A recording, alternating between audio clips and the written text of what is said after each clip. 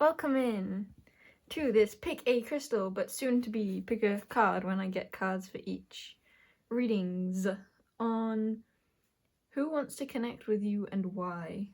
I will do a little collective read at the start because I felt a couple peculiar, odd messages come through, so we'll do that after the pile selection with cards. I feel like asking how your day is going. Maybe there are many beings within, maybe just the pile selection collective, yeah. Who there are many who are wondering about you, but it's in a very light-hearted, they just want to connect for the sake of connecting. It's not really that they have a particular, I heard viewpoint, okay. So, pile number 1, what card? I'm hearing no, get one for the collective first. Okay. The collective is coming in early. It's not after the pile selection. Oh, I feel this one. Oh, but it's 2. Oh, but it's 2. It's not 1, it's 2. And this is butterfly and I was going to say peacock, but what I was trying to say was there are multiple on this and it's giving me social butterfly vibes. And peacock is 2 and also talks of jealousy. So pile selection, maybe you have multiple beings contending for a similar spot of which there is limited of 4. Okay, where do we put you? Let's put you either side. Is that gonna make room? Be room? Have room? Yes. But let's move these. No. No, that could be significant. Maybe some of you are questioning, entertaining all of your options. Or maybe you are one of many options for another. But I'm kind of getting a head shake at that. I think it's you with the options. For some of you, you may not even be aware that you have options. And this is bringing a strong message for you that there are so many options. It's like the universe is waiting for you to ask. Ask and you shall receive. Yeah, it's also giving me a vibe of some of you may have recently asked, I want more options within this field, and then you are handed so many options and you're like, what? I didn't actually expect to have many. I would have been happy with just one. Yeah, that message of ask and you shall receive is being highlighted here. It's making me think of the magician card with the butterfly. I'm not sure why, but they feel so similar. And now I'm being drawn to Loki. Now I'm hearing that Loki, L-O, actually I don't know how to spell it. I think L-O-K-E-Y. Instead of Loki as in L-O-K-I. Okay, pile 2.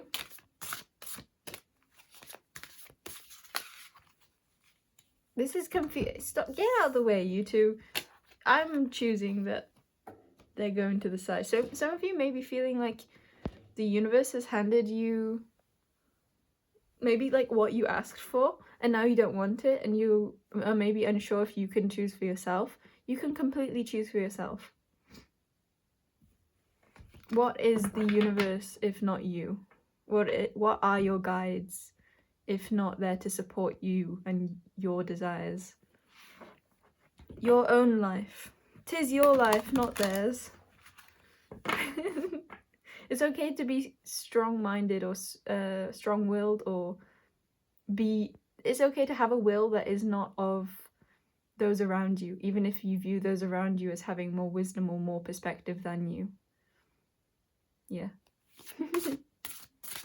Same goes for this reading. If you don't resonate with it, then you say, no, I don't want that. And it doesn't even have to be not resonating, because that's the thing. I feel like you have many options that are all resonating, or some are resonating, but it's you can still say no to that which resonates. Everything resonates. It just depends on what realm of resonation you want it to most hit for you. This is a very freeing reading, I think. Okay, pile 2. Do you want to come out with fighting? Not really, I had to drag him out. Oh, pile 3 is ready to go. Blimey. I'm hearing a pick me for pile 3 with this second guy. So the options seem to be veering towards this third group, but we'll see.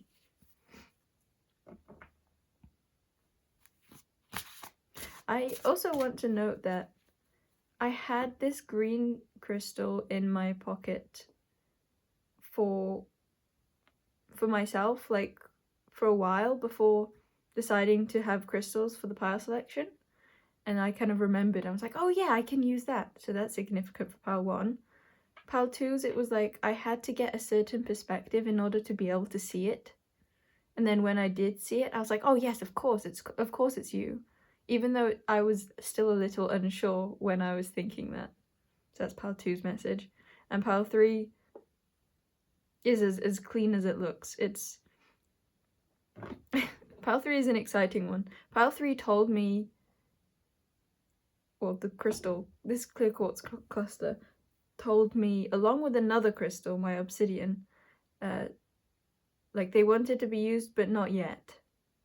And that was before I went and did something else. And oh yeah, that was for these crystals at the top. I asked if they wanted to be used and they didn't. But it was like a not yet, and because I allowed that to be in and waited, and then I realized, oh, I can use pistols. Pistols could be significant for pile 3, and also maybe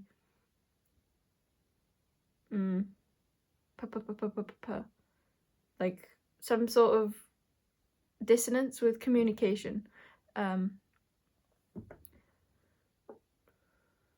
Yeah, definitely something to do with communication, which is difficult. I kind of like doing like small messages at the start in the pile selection like this. I feel like I get more from them. Oh, that's not true. Okay, pile 3 is an overthinker. Who are you? I can't get to the message that I was trying to say. Basically, I didn't choose this crystal for the setup, even though I felt like there was something there, and because I waited, then I realized after, oh yeah, it's because you wanted to be used for this, and I still clarified it, and it was like, yes. And then I thought I'd be using the obsidian, which has also had a similar energy, but for him or her, it was saying no for another time. And I thought it was going to be just these 3, and then when I saw this rock little guy, I felt like it completed it. So there's something about completion with pile 4. Like, it just makes sense. It fits. You don't need to question it. It's like, your mind might question it, but it's not really something that your entirety needs, or not needs to. It's not something your entirety questions, because it just feels so right. It just fits. It's like this is the puzzle piece that makes everything click, feel right, feel like, that's it.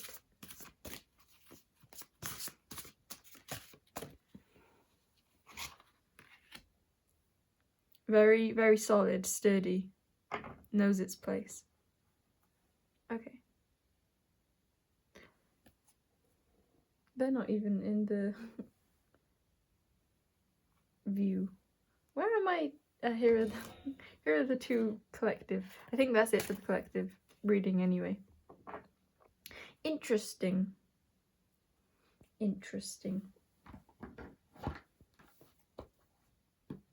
My mind wants to keep saying that, so there could be something about repetition or literally the word interesting. Maybe both. Repetition with something that is interesting.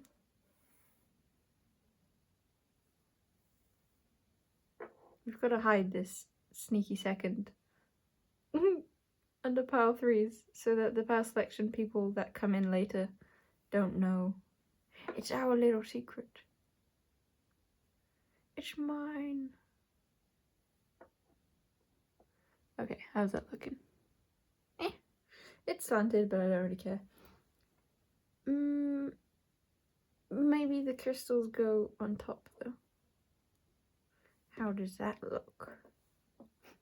I felt like I was saying that to someone in like a, how do you describe that? Maybe this is relevant for Pal 4 too, like look at me now kind of way. Like I felt like I was in a match, like a competition with a next door neighbor, like, ha, look at me now, like see how tidily my lawn is mowed now.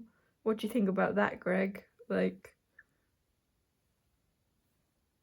someone might have, within this collective, or maybe more relevant to Pile 4 and possibly Pile 2, someone may have, like, tried to bring you down. What's this? What's a better phrasing for this? That is way less. I heard cringy. Way less like a TV drama. That could be significant in and of itself, like drama. I can't get back to what it even was. Okay, I think that's it. It's something about drama. Llama drama. Okay. Welcome in pile selection. Here are your 4 piles. 1, 2, 3, and 4. And up close I shall show you the crystals and then we'll reveal the cards too. So pile 1 has fluorite. Can you see that? Yes, I believe you can. This reading I think will be a significant one. Maybe for you, or maybe for me, or maybe for both. Pile 2 has this jet. And I say significant one because the crystals that I'm using feel like my main ones, apart from my obsidian. It's like the single primary crystal of mine. It's kind of my labradorite, but I shall continue on to pile 3 is this clear quartz. There's something about like flowing, going with the flow for everyone here. It's like I'm doing extra while doing the same. And pile 4 is this rock. It's almost feeling like I'm talking to 2 people, which felt like that message at the collective reading of having multiple options. And I wasn't even intending this to be a more humanly reading. I was thinking like we'll get messages from like who wants to connect to you, like the Andromedans or a particular spirit guide, that kind of thing. But there's something far more like close to yourself. I don't want to say that. There's a little message of what even is close to yourself. What does that feel like for you, or how do you identify with that? There's something about like making things up also. I'm getting like a kind of cheeky like, what are you doing? Okay. So pile 1's card is Lynx, Keeper of Secrets.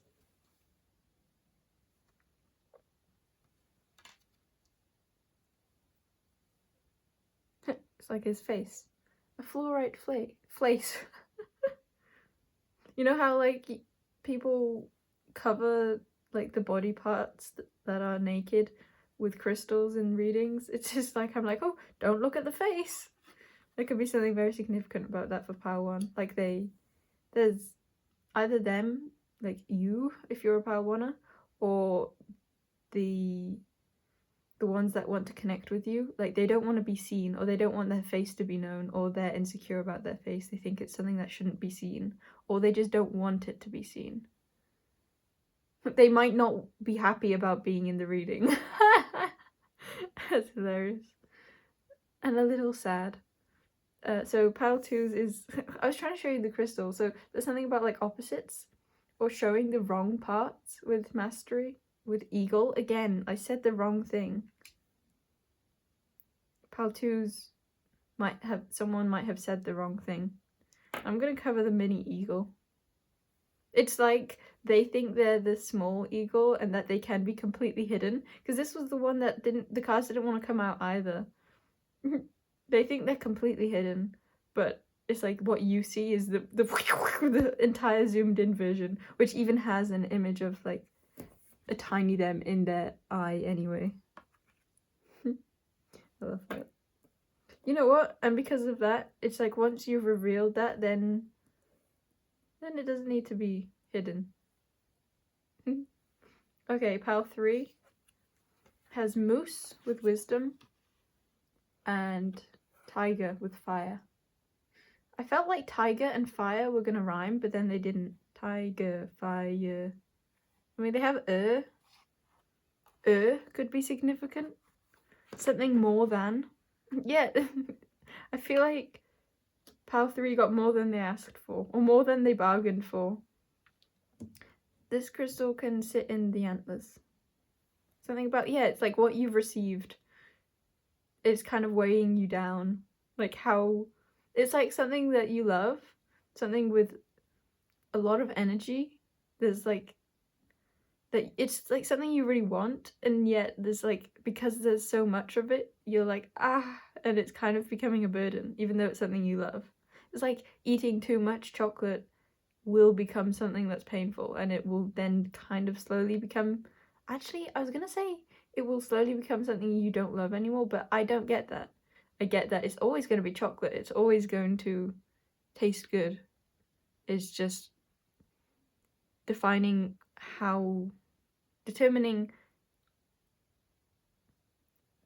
the pros and cons of this. I'm not saying that's how I would approach chocolate, but just for this reading.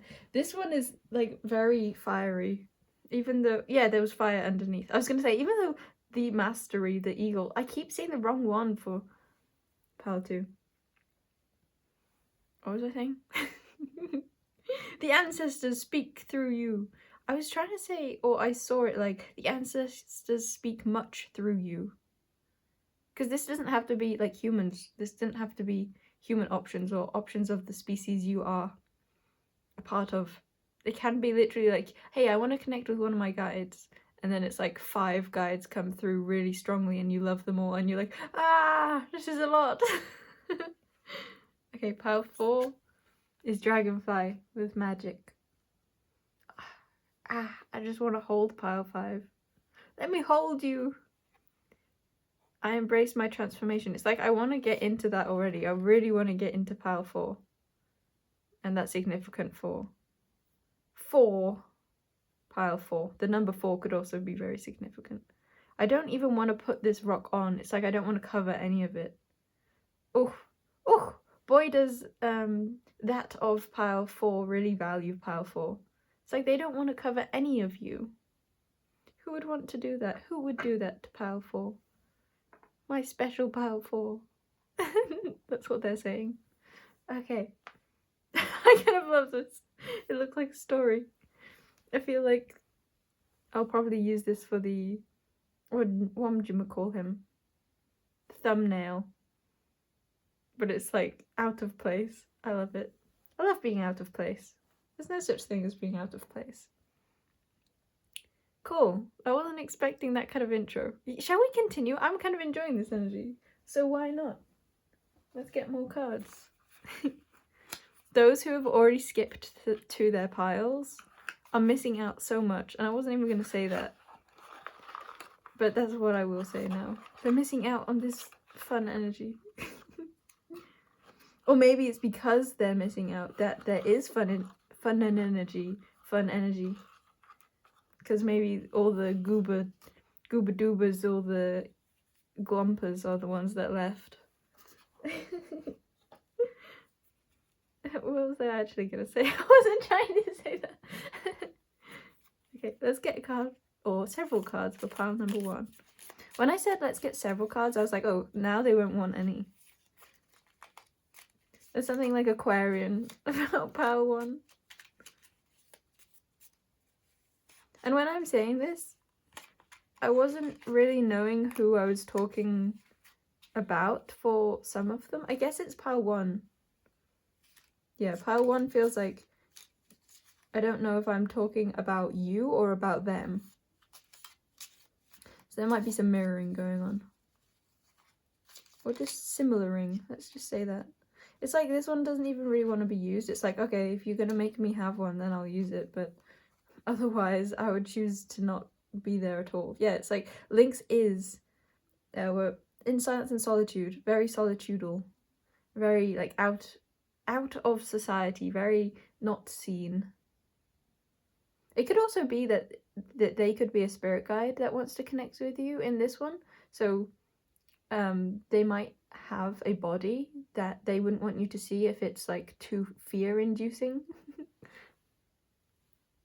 So they have eyelashes, or you have eyelashes. How about eagle? I get the I was just about to say I get the feeling eagle will have a lot to say, or a lot of body cards, even though they don't appear that way. It's like they wouldn't want me to say that. Who is pile two's people's lips? But in reverse, it's like no lips. Yeah, because there's a beak, not a lips. Ellipses? That could be significant. Dot, dot, dot. What happens next? I kind of feel like I want to get more for pile 2. Come on, I know you have something on the tip of your lips. Not the tip of your tongue. There is a tongue card. On the tip of those hips. Okay, we have pupil. I guess I'll show them. I like showing them. Pupil. Flongadonkady. Nails.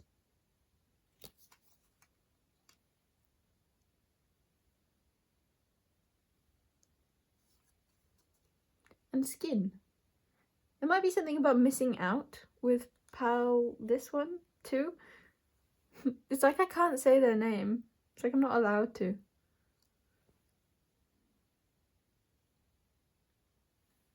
Maybe you don't know their name. Or they don't. No. They know your name.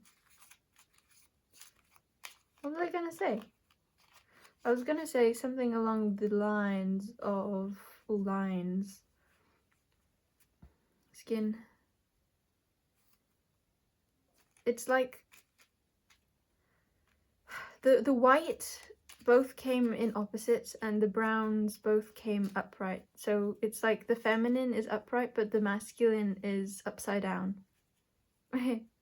You could see that in a fun way, or you could see that in the way that I think it's intending to be, which is there's not a lot of forward movement in this connection.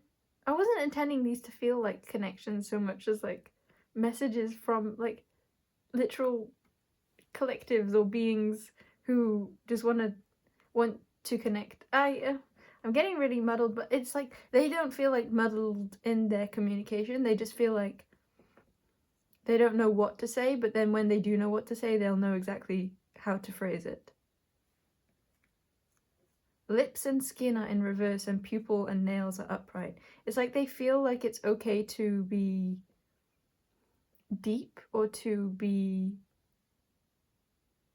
the center, but they don't feel like it's okay to be more erotic or to like lips and skin also is making me like kissing the skin, but nails and pupil make me think more of like pointing or seeing something, or it just feels more like the soul.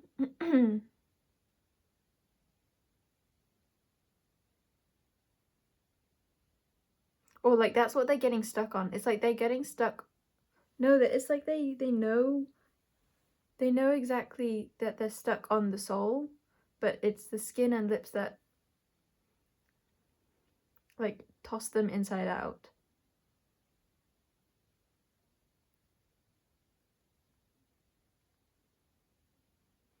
It's also giving me vibes with both of like the pupil and the skin is like the body, the part that can be attached to, like that depth of soul and the physicality of the body. And then the lips, I kind of went the wrong way around. Lips and nails are like the attacher to them. Okay, that wasn't making itself known to me, even though I felt like I had the message before, so I'll leave that at that. We'll go more into it in the actual reading. Pile 3. What is this intro? I suddenly don't like it. I think that's what this moose energy is.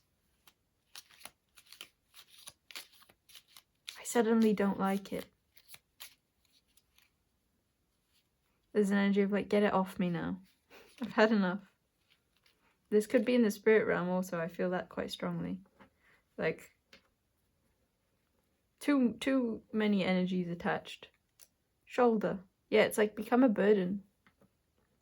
It's like it once was over your shoulder and now it's on your shoulder. Okay, that's it for pile 3. Pile 4. No, I love pile 4. Fingies. Did I even show shoulder? Don't need to.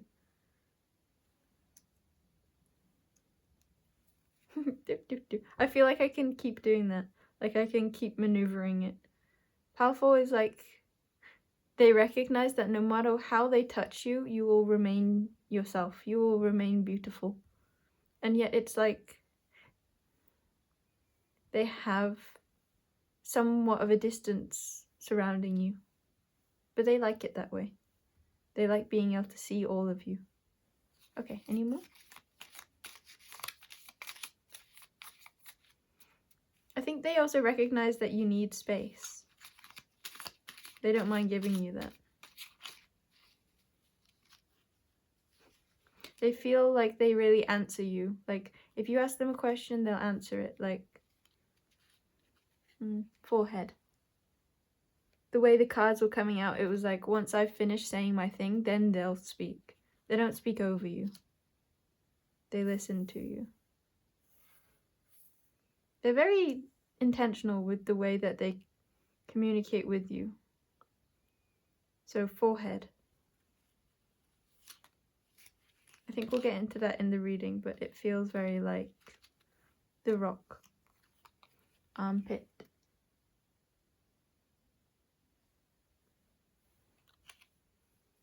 I want to put them like that. Okay.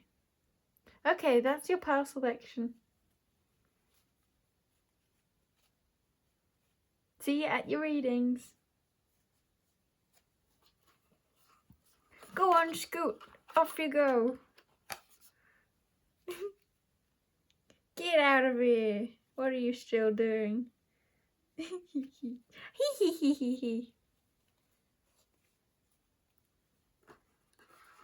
Go on, get out of it.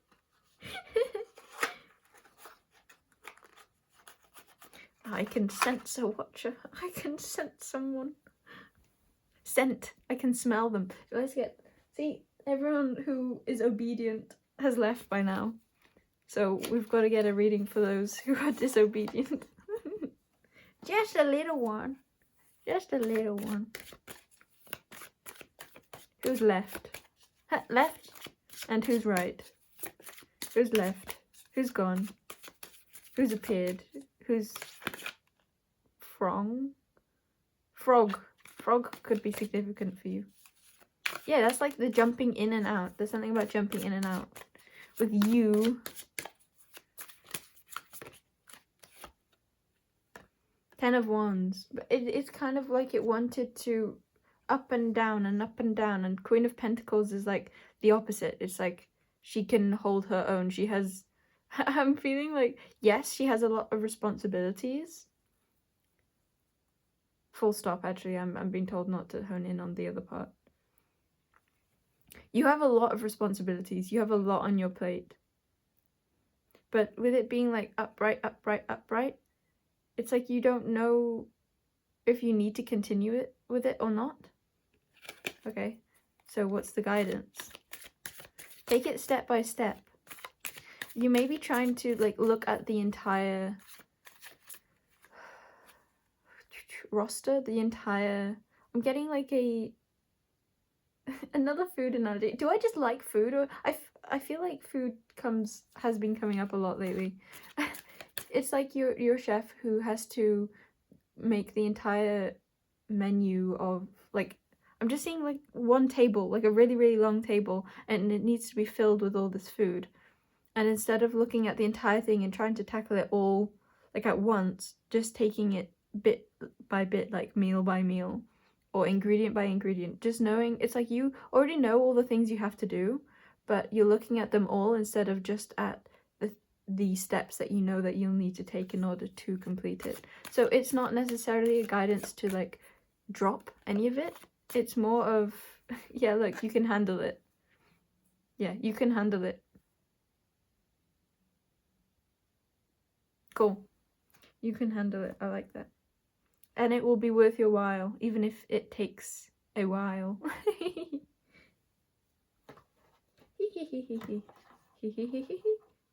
I did that because I was noticing how much I felt like I was going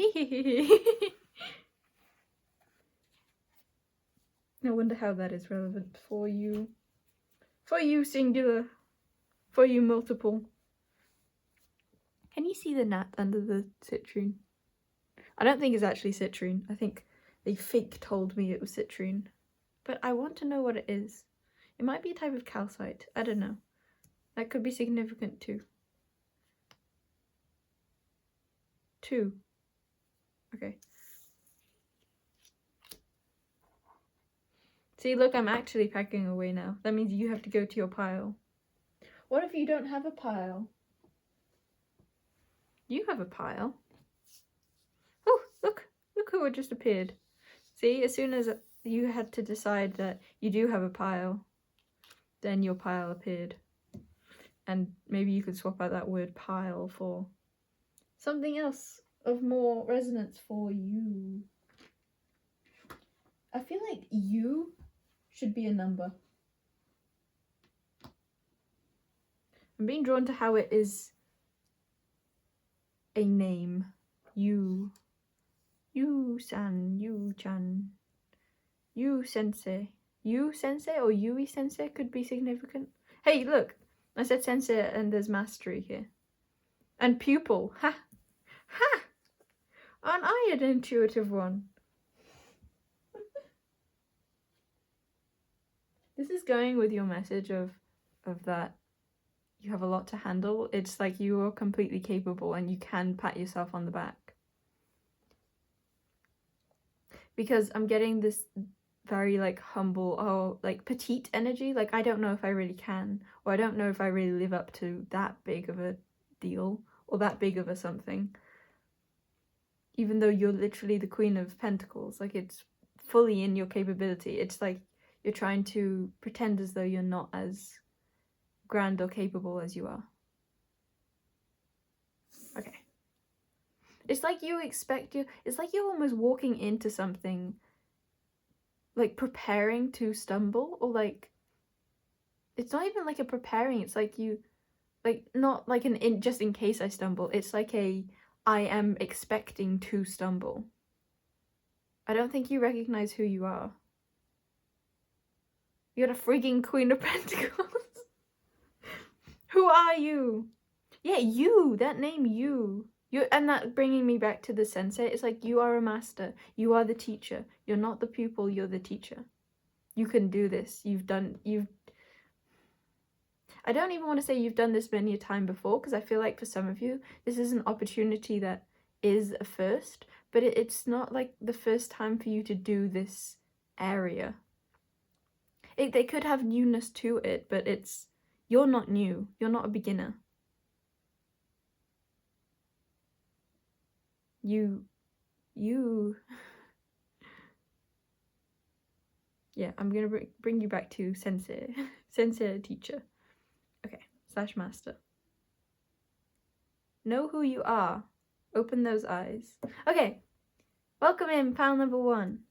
You have the fluorite crystal, which shall go. Where shall he go? He doesn't know where he wants to go. Okay, you don't know where you want to go yet. No, it's them. They don't know where they want to go yet. Or you don't know where you want them to go yet. We'll get clarifiers. You also got the eyelashes card later on in the pile selection, as well as the Lynx card. Lynx, keeper of secrets, take time out from the world and be the observer. Nothing can deceive you when you trust your knowing. You see others as secrets and keep them sacred. In silence and solitude, you will find your strength. I'm finding myself forgetting what this reading was about. And I know it's who wants to connect with you and why. But the energy I was in was of forgetting. So with this crystal in the past selection also covering the face, it's like there's something that you feel that you don't see or you don't know, but you do. Something about who this is. Yes. You know who this is, or it's not necessarily you know who's going to come through in the reading. Well, a lot of you I feel like you do, but it's more like within your life there's someone you're pretending you don't know who they are, because maybe they're pretending that, but you do know who they are, regardless of if they try and manipulate you into believing otherwise. You do know who they are. It's like they might be having this mask over their face, and yet you know who they are. You know that this, like, you can see their entire body. You know that it's going to be a lynx's face on the head.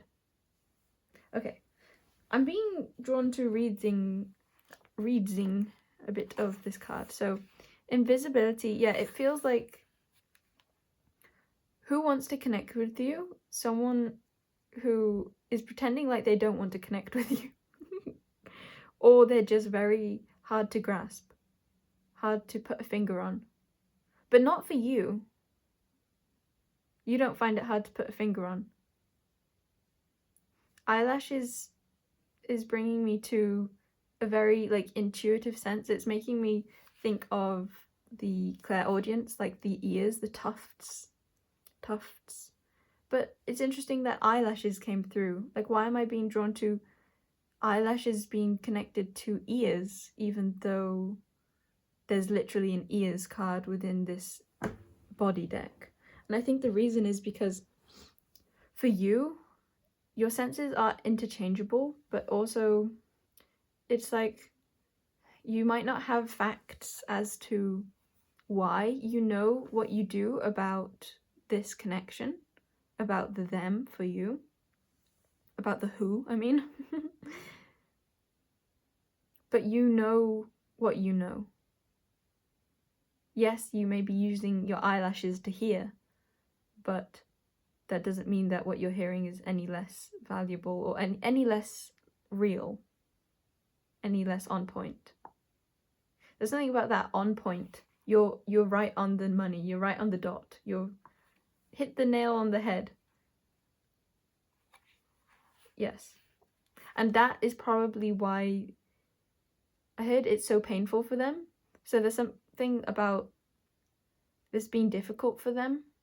They might try to maneuver around this, but it's kind of like you hit the bullseye, so there's not anything they can do. And maybe that's why, like, this could be a ghosting situation, because invisibility, they literally can't do anything but detach from you, because they have no way of proving that you're wrong because you're right.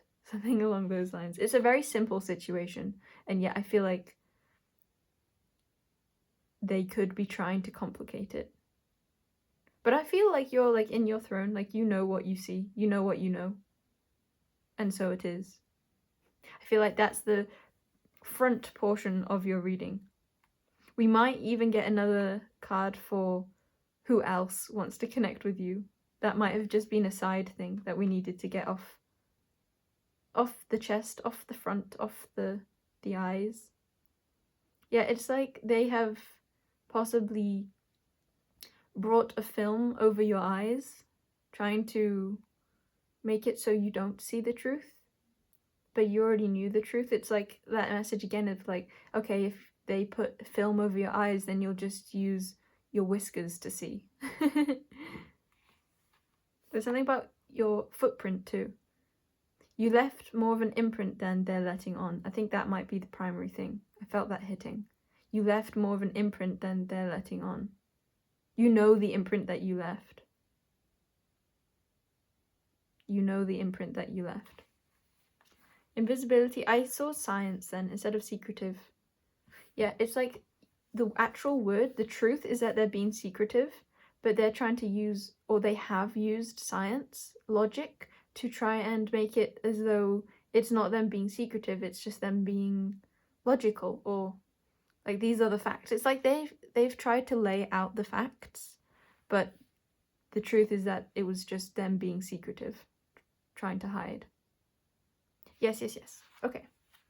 There's something about them having had focus on something for a very long time, like a very long time, and an intense focus, and that's what they're trying to lie about. Or they have lied about, or that they have tried to, they haven't known what to do about it, so they detached. So they made their face unrecognizable, unseen, so they made themselves unseen. Okay. I just want to bring a bit of energy of like the heart to this, because this is difficult for them. And I feel like this was something that was difficult for you too. But I feel like you have had the senses, the maturity to be able to walk through it yourself. And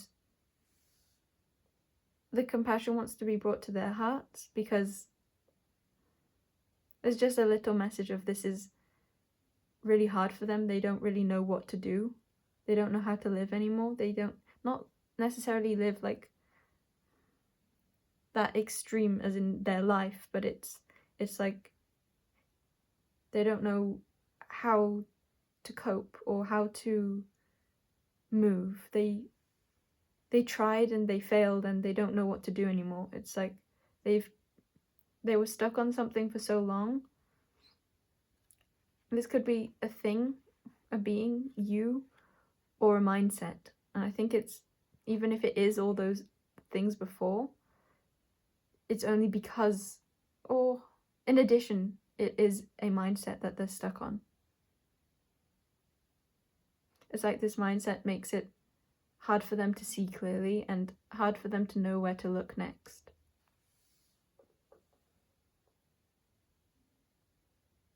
They do what they do because they don't know how to do it in a loving way. Loner. Yeah, and I feel like their responses have made it so the two of you feel alone, more alone than you needed to. Okay, so observer, listen. Yeah, it's like I'm being drawn to asking you to, or I heard commanding you. So they may have, with that like science energy too, they may have tried to direct you. Something about commanding, like telling you to do something, or telling you that things are one way or the other. No, it feels like they tried to get you to do something. And they wouldn't have done that if they knew how to get a particular need met of their own any other way. That doesn't make it right at all, or, well, not right, but it doesn't make it out of love, and doesn't mean that you deserved that or are being at all encouraged to accept that treatment. But this is a reading bringing clarity to, I guess, why they want connection in a way of like why they wanted this connection, like why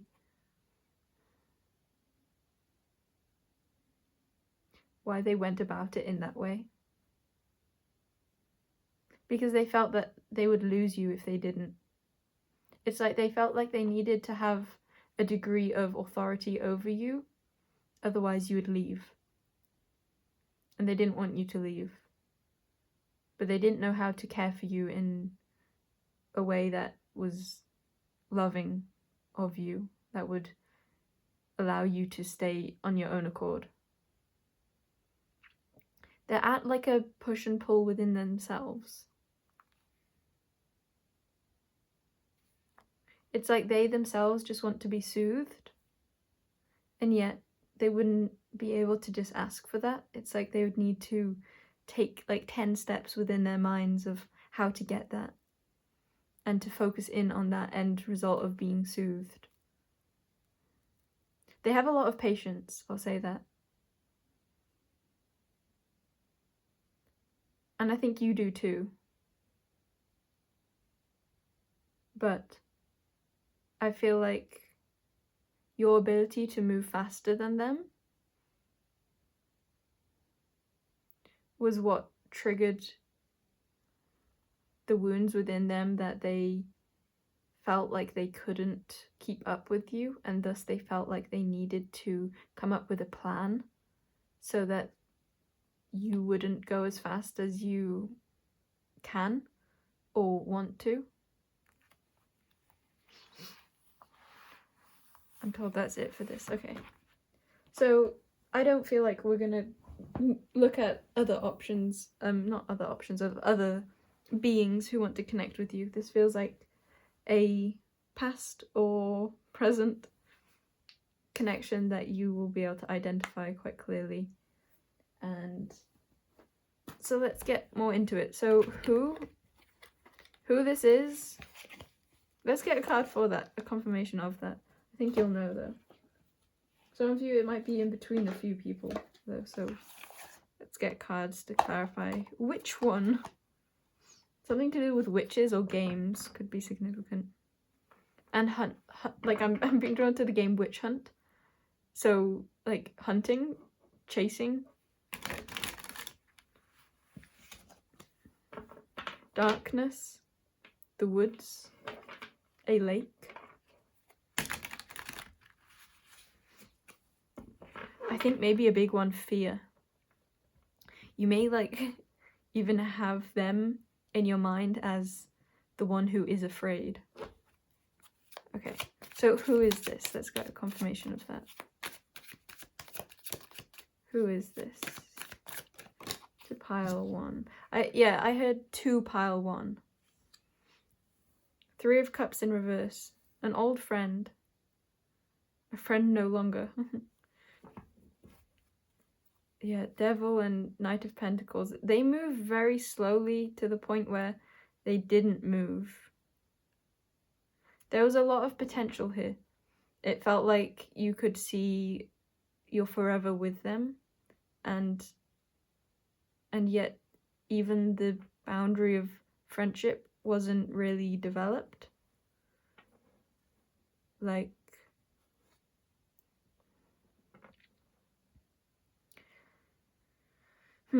you never got beyond friends, but it would be weird to call it a friendship also. This is someone you were tied to, clung to, and who was also similarly in a negative dynamic with you. It could be romantic, but I think for a lot of you it isn't. It's someone you considered a close friend. But it's like such a close friend that it almost feels like a lover. It's like there were happy times, but it's more like there was the potential for happy times. The Devil is at the back, by the way. But I was seeing 6 of Wands behind that, like, you may have found your success when you left them, or when they left you. It feels more like they would have left you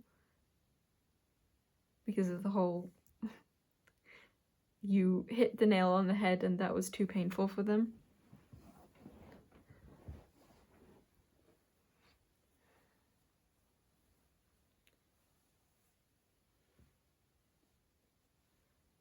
I'm getting a bit of an energy of like they wanted you to be their only one, but that is what caused trouble, but that is also the thing that they couldn't figure out how. They might have wanted like an intense, like isolating kind of connection with you, where they might have even tried to get you away from others of your family or friends.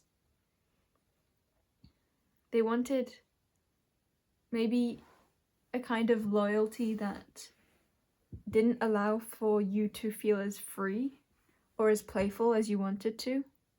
Like it was not lighthearted. It was intense, but it was intense and alluring. They are intense and alluring, but it's like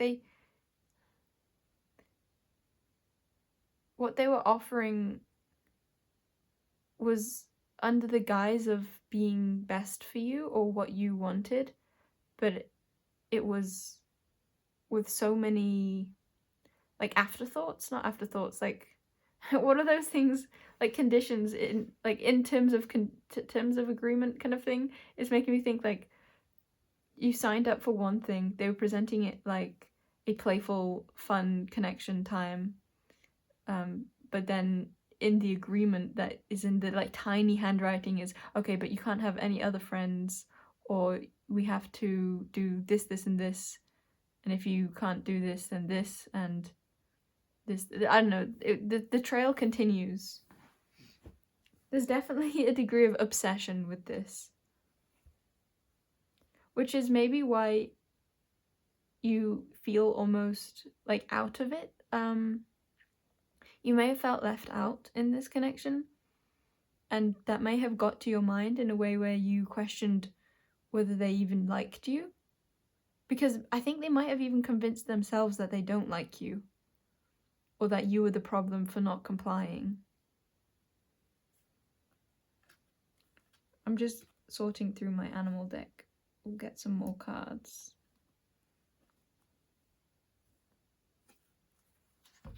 Okay. I'm being drawn to the dragon deck, actually. Put that upside down. Yeah, there's something they didn't want you to see. It's like those terms of agreement, it's like they were written in small. Okay, so who are they? I hope I might have covered that by now. Oh, there's another one. Someone you weren't sure as to what was really going on. It's like because of all these like buts and like weird hidden things, like they were wearing a mask and they weren't saying what they really thought, or they weren't saying what's appropriate. I heard they weren't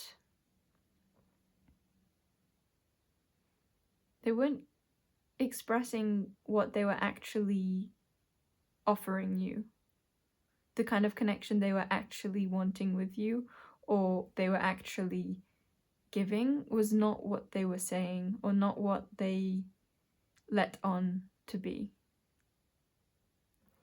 Okay, so that's who. It's the feeling of like this should have been a friend, but it has like a sexual undertone but it's like it's like that was the allure that they had. It's like it gives me like dark magic vibes, or black magic. And I know like nothing around that. Well, that's the thing. I probably know more about it than I think. It's just not something I've looked into because I don't care to. And I think that might be how you are with them. It's like you understand everything that's going on. You get it, but you didn't understand it through the easy way of like reading all the points. Like they didn't tell you, you had to just intuit it. I think that expresses it well. Okay, so why this is coming through in a reading of who wants connection with you, even though it might not appear that way. So why do they want connection with you? They want you to be theirs. It's a strong, like, possessive energy, like, be mine and only mine.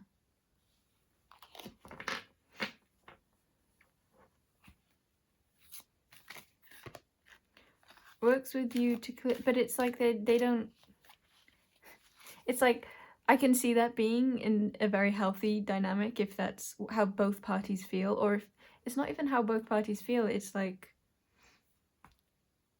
be mine and only mine, yes, if that is recognizing that both of the minds provide each other with all that they need to feel themselves and feel nourished and feel loved and be loved. Like if you get all of your needs met within a be mine and only mine situation, then amazing. But that does not feel like they cared about whether your needs were being met or not. In fact, they recognized that your needs wouldn't be met by them, and they were trying to still have you, regardless of how that would have an effect on your well-being. So Earth and Fire Dragon. I just got like a thought of theirs, but like a subconscious thought of like their well-being. What do you mean? Like they wouldn't have even considered your well-being. And again, this just comes from their own fears, their own feeling like they can't have their own needs met in a loving, healthy way. Earth and Fire Dragon works with you to clear the 5th dimensional ley lines. So this was why they want connection with you. It's time for service. When you give, you receive. Oh, because you're a giver. Because you help them release that which they feel so tied to. Because you know how to hold your own. It's like I'm getting a very self-sufficient vibe. It's like you have yours and you have extra, and they want that extra. And what is yours? I think that's the problem. It's like they didn't just want what was extra and overflow. They wanted the parts that were for you too. This could have even been a situation where you were friends, but they wanted more than that, and you didn't want more than that. It's time to service. Time to service. I'm getting like servicing a car now. Like mechanics. Like you fix them up. That could also be you fix them up with things like Earth and Fire. It's like your passion for them was in a very practical way where you would literally like provide for them, but it feels more, is it like providing the passion you need? Connections. I feel like this is very tangible, like you provided them with everything they wanted.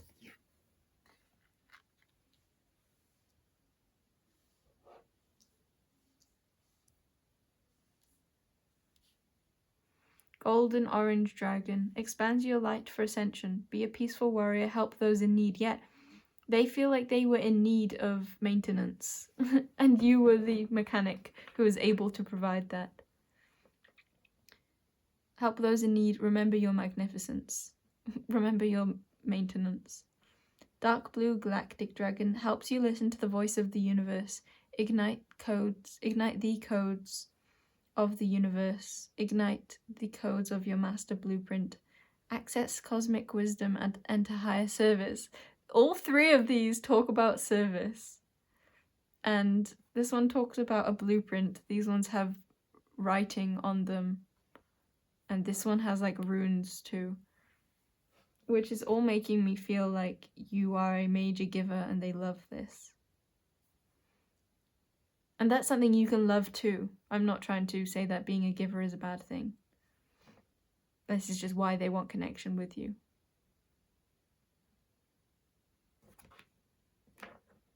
I just asked in my head, okay, so what do they give? And it popped to the Omega Dragon, which is like everything. It's pure divine feminine. Power of creation. Intention, hold your vision, birth the higher consciousness.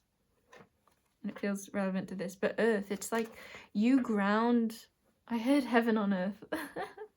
You ground ideas in a very... Well, it's not ideas, it's source energy. Yeah, you have a... I feel like you just have an abundance of energy, like physically, to do things, to give very tangibly. Like anyone who saw your dynamic would be able to see clearly how giving you were to them. And yeah, so it's like you have all this energy fueled into your body because of how connected you are to the universe. Or however you want to rephrase that universe, like God or source or love or yourself. This like ignite the codes of your master blueprint. It's like that's what they want. They see you as having it all together and they want that for themselves. There's a degree of respect that they have for you. It's like they want what you have. And it feels like you actively taught them or helped them see this. Or tried to show them. I feel like they learned a lot from you. About themselves and about how to work with more than what is tangible. It's like you give practical advice, but it's practical advice based off a higher perspective, or based off being able to use your intuition to back up. No, it's more like using practicality to back up your wisdom. No, it's just like you're giving practical advice. You're showing practical steps. But it's all based off, you can see those steps to begin with because of your intuition, because of your higher connection. Okay, full stop. Now, let's get into some other cards of why they want connection with you. So it's very practical feeling, but it's like knowledge-based. But it's not just that.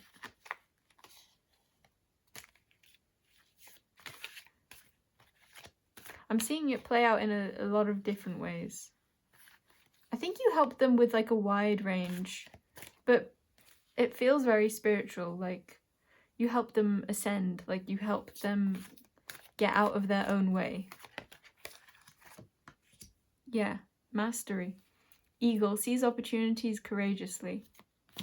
Yeah, opportunities. You like hooked them up with lots of things. Ladybug. Accept happiness and good fortune. Yeah, fortune. You really connected them with like Jupiter energy. You may even want to look up, like Google about the planet Jupiter, because I feel like that is the influence you had with them. You might see that in your synastry chart too.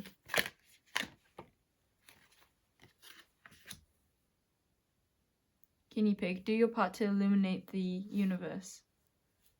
The universe. This is like the same, this dark galactic one.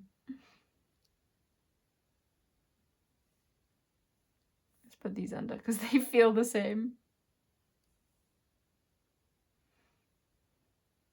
There's a very like heaven on earth feeling to this. And I don't mean that like they view you as heaven, but they definitely view you as a connection to heaven, or whatever they most resonate with instead of that term heaven. It's like you really do have the keys to bringing what they can see and what they want into grounded reality for them. Raven, prepare for change. You really, I heard you brought the best out of this person. Okay, let's look at, or I want kind of confirmation on each of these. Why do they want connection with you?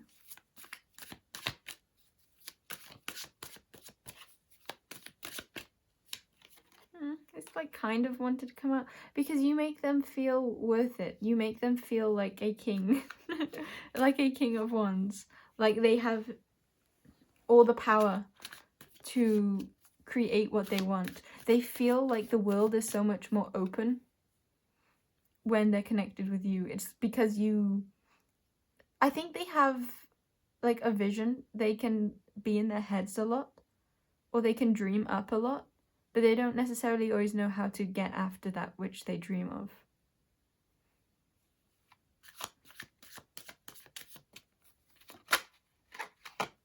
Two of Swords. Kind of, I'm not feeling that for reverse though. Yeah, you help them get out of their heads because I think that they wouldn't ever really make progress. Like they would stay where they're at.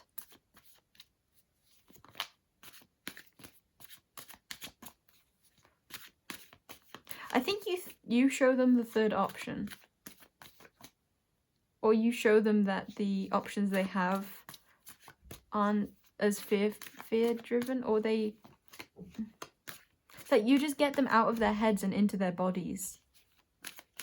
Yeah, you get them out of their heads and into their bodies.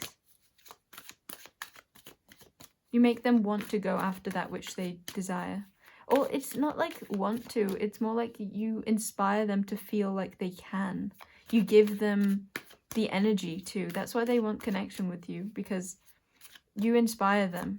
You make them feel like they can live their dreams, or they can create their dreams. But I want to say it's more like they feel like you see them as very powerful, like the leader of their own world, and they like that feeling. I don't think they usually feel that. They usually feel more like a sheep, like they are just kind of wandering or a bit lost, or like they don't see the light, at least so strongly. But you make them feel like I keep being drawn to like so many lions here. They feel like a lion. They feel so loved, and they feel more of their like romantic side too, but in like a ferocious way. Like they can really have that which they can dream up in their mind. There's a lot about like they can have all these dreams, but you make them feel like they can really achieve them. Yeah, like success. But it's more like you see them as successful too. I think that's why you're able to see the practical steps forwards as possible, because you see them as more capable than they see themselves as. So you make them feel like there's nothing in their way. Yeah, that you clear blockages. You make them feel like there is no blockage. And you show them that it's their own unsureness, their own wavering that gets in their way. I think that it's really hard for them to get out of that headspace of stuckness, of indecision, of not taking opportunities that you see them as being capable of of living through, of having, of worth. Like they don't think that they're worth the opportunities that they want, and you make them feel like they are because you see that in them. The star, it's so funny. The star is the confirmer for the two very galactic feeling ones. You connect with them to like that hope, to that higher power. I think that might be the main thing, but it might be the thing that caused the downfall of this connection. Because that's when my throat was getting like clicky, is what I heard. Clicky. And I was kind of seeing that like clicking, like pointing out all the things. This is where they probably couldn't get on board, but this is also the one that maybe the only one that they could get on board with. This is confusing because no, this feels like this feels like the conflict, and this feels like what they would have tried to deceive you with, or say that like wasn't there but you know it is within them, or something around more spiritual based ideologies, spiritual based understandings, connection. It's a sense of trust. They don't have trust. They don't have trust in anything they believe to be outside of themselves or outside of physicality, because they don't have that same trust for themselves too. It's completely mirrored. But they wouldn't view it like that. They would view it more like, I can only trust myself. I can only trust these two hands to create, not existence to flow with me.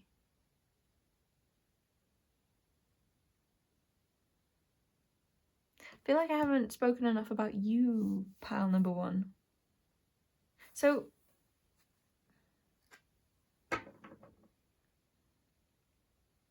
what? Let's clear this. So, look, there's even more lions. The lion tamer. You're the lion tamer with the lovers behind that. I'm also bringing. Oh, what am I bringing? Yeah, what am I bringing? You bring so much to the table. You may even question what you are even bringing to the table. All of this. But I think more than that, it's about questioning what are they bringing. And I think you might have already recognized that they probably don't have as much to bring as you. Let's look at that. Let me not interject before I have all the cards.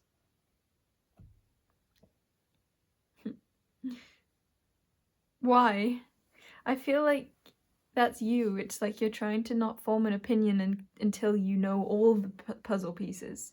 But you already have your opinion. You already see the truth. You don't need more cards to determine that. Cards are not where the power is. It's you, your vision, your sight.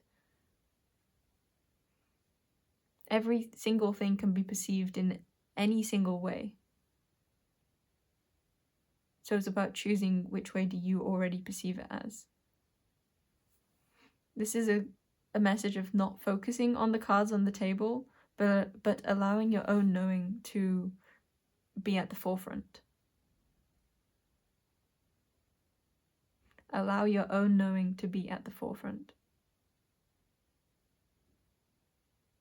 Okay, pile one, that is where your reading is ending.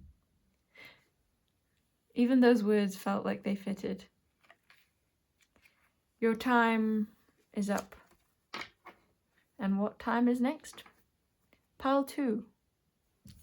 Collaboration. The number 2 could be a number that you come to resonate with a lot, or understand that you are already in cohesion, in resonance with, and that this partnership, relationship of whatever kind it was, felt like it was more about one than about two. Bye bye.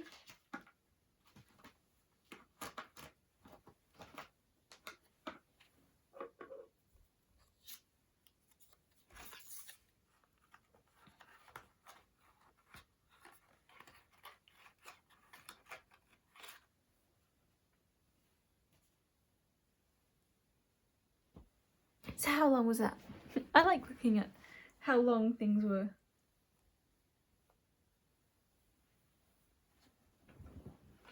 Oh, 1 hour 15. Well, the collective at the beginning was its own thing. Look at that. Wouldn't you look at that? The sun is shining. But hardly. That's funny. It's like, it's so cloudy and you can literally hardly see the sun. And yet I was like, oh, look at that. The sun is shining. High Priestess. It's because you see beyond all the clouds.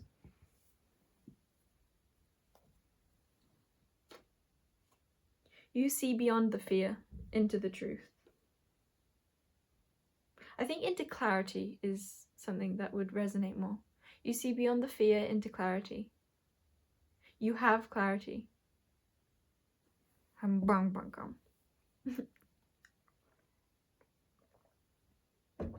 kind of want a burger. Like a bean burger. Maybe I'll have to make one for dinner. Okay, pile 2.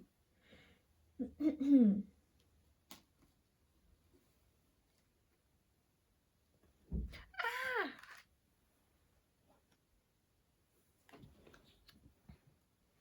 Welcome in pile 2. The jet, the eagle with mastery, and for those of you who didn't see, in the pile selection we also got pupil from not from an animal deck, from a, what do you call those? Body parts deck. Nails, lips, and skin. And just before your reading, I wanted a burger, and then I said I might make a burger, and then I noticed that these 4 cards kind of look like a burger. So you feel like you might be squished in between something, or that has something to do with your reading. So, who wants to connect with you and why? Eagle. Oh, I'm getting for a lot of you your own sense of... Ooh, it doesn't want to continue there, so I'll flow. Let's get some more cards down. Who?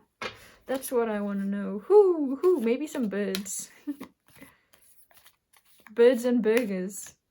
Okay, they want to focus back on the burger thing. Sandwiched in between. But it's not really the sandwich that's important, it's just the in-between. Are you allowing yourself to be pressured into something? Who wants to connect with you? Someone who's very shy to come out.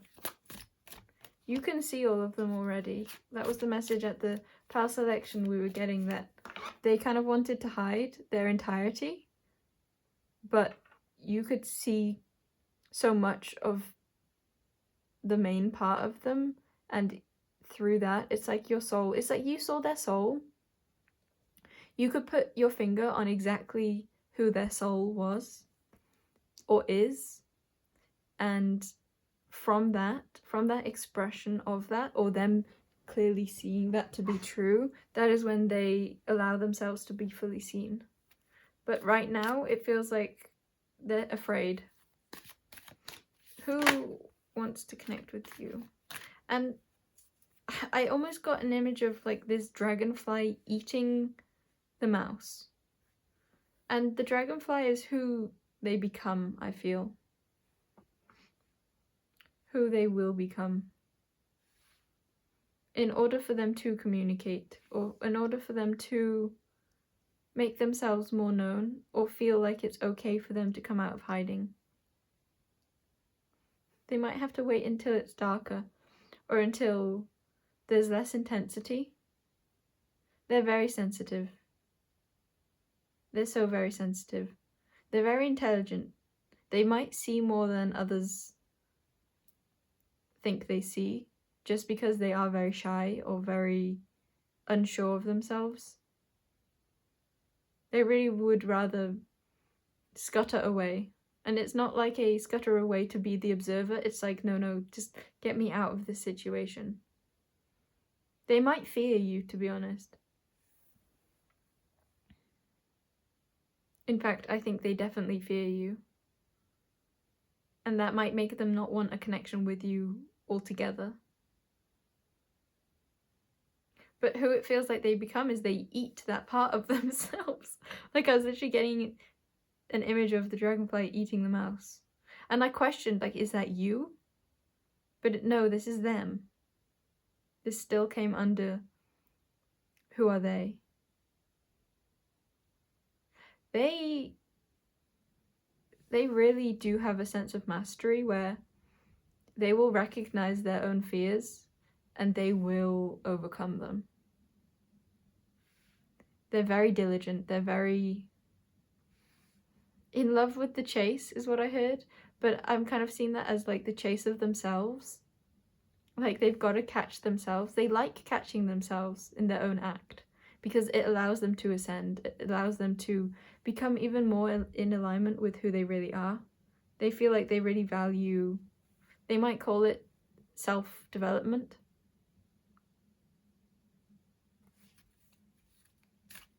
Because it even kind of shows a self developing into a new form.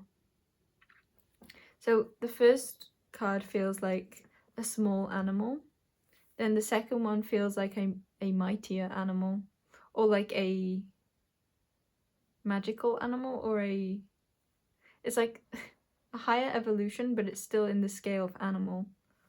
And then, oh, you know what it's like? It's like they use their downfalls to be their strength, weakness to strength, because I'm seeing it like I was viewing dragonfly as this mighty creature, more like a dragon than a fly.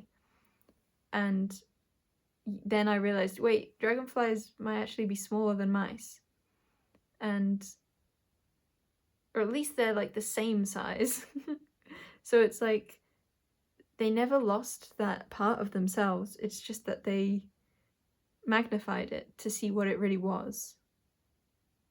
And allowed that to be something special about them, as opposed to something difficult. It might have to do with their minds. Like, maybe something about their intelligence made them want to hide away. Because I see these as two very intelligent beings.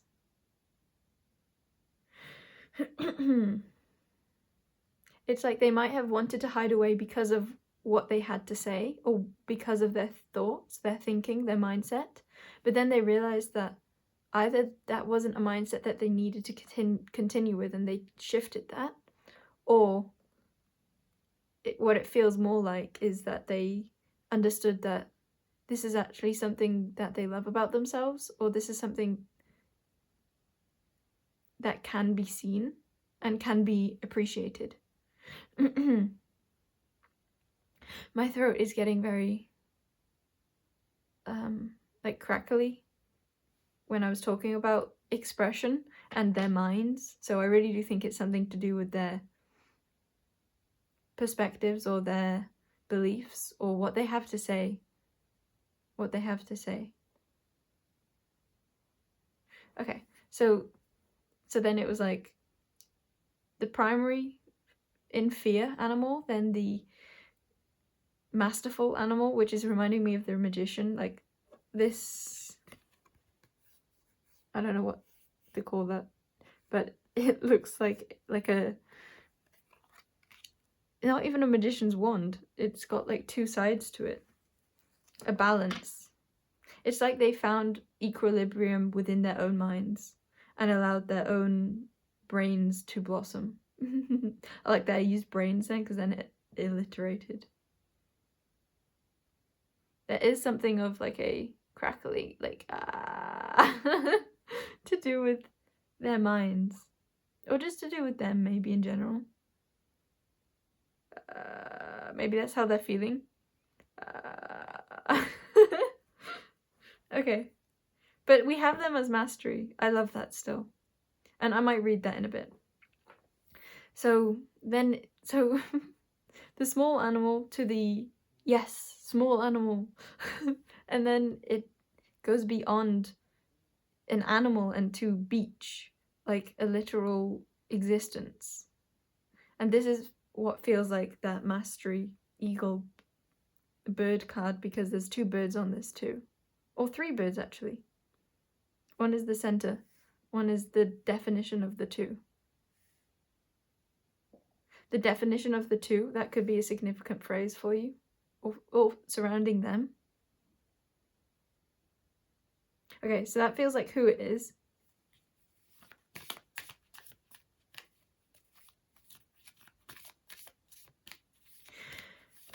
You might begin to see them everywhere once they go through this transformation. It's like their aura expands tenfold.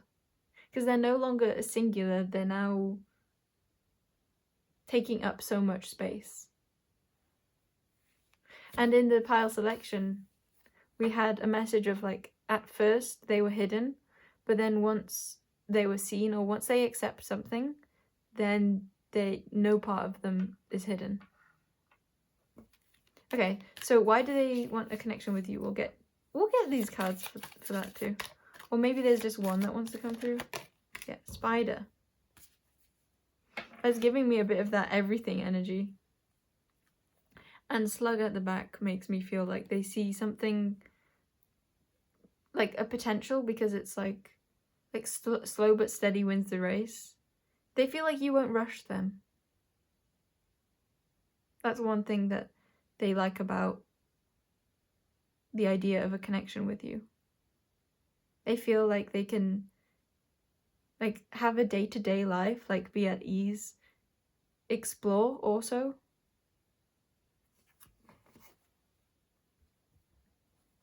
What other cards do we use? I'm kind of wanting another animal card, which feels like they want a connection with you because they see you as like eye to eye with them. The word equal, my equal, came to mind. But do you hear that throat crackle when I said that?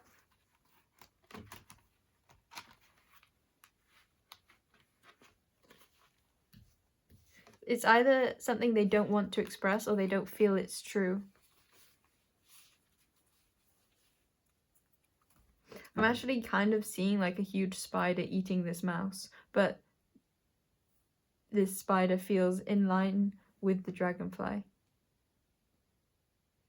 So why do they want connection with you? Spider. I'm seeing it, yes, in a mystical way, but it's not prominent with that. It's more like it's so many reasons because like I'm just drawn to the web and it going in every direction because you can't be understood, and they feel that about themselves too. Like they felt trapped before and in this fear state because they felt like they needed to define themselves in some degree, and a part of their own self-mastery comes from not boxing themselves in, and that is something that you align with too. Like a continuous web. They feel like they can continue to discover who you are. They can look in every direction and they'll still see you. That's going with their beach card too. You're very expansive. And it's an energy of like I think there'll be a more particular message that will come through this in a bit, but the way I can see it now is like you're in your web, and it's like the way you move in the web is fascinating to them. It's not necessarily fascinating, it's more like they appreciate it, they love it. It's like beautiful to them. Or it's not, yes, beautiful, but it's like magic to them, or it's something that's the way I'm being made to feel in their energy viewing you is so heart-centered and so softening. I feel like you feel like home to them. So why do they want connection with you? And I'm feeling this like, okay, we'll get to. So I want more of like a in-between card of why do they want connection with you, but also a card that more represents you. So why do they want connection with you? More of like a in-between card.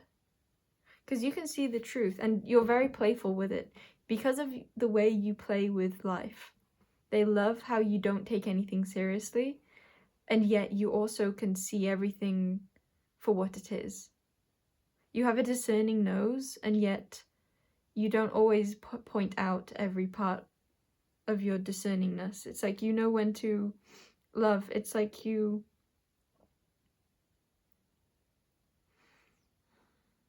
The deer is making me think of many things. That's what it is. They feel like you're both extremely complicated and that they'll have, like, their minds will be so satisfied in just exploring all the different parts of you, but they also feel like it's the simplest thing ever. Like, it's just love, and that you are just loving. Like, you understand love. I feel like they think that you understand love more than they do.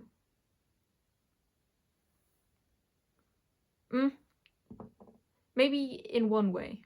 Maybe in one way. Okay, it's also that everything that you see, like Coyote, revealer of truth, every truth that you reveal, you do it in a way of love. You don't do it to make fun or like to... Well, there's a lot of like playful energy, so they do feel like they could have a really good time with you. That's like the main why, I feel like, because they want to play with you. But it's more like cunning than that. It's an intelligent kind of play.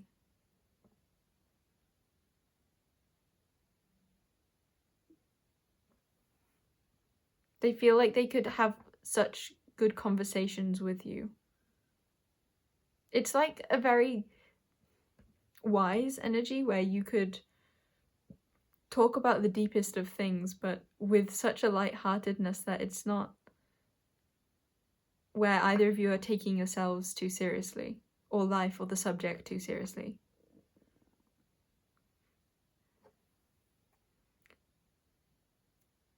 This love, the very first message I got, partnership behind that.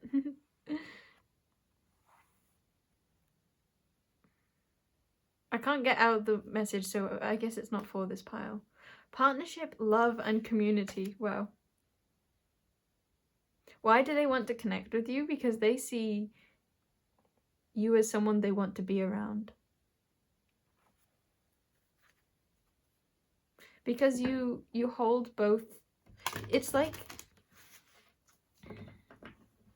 there's a very mysterious energy about you. I think that's maybe a lot of why they want to connect with you, because they don't quite understand you. For some of you, this could definitely be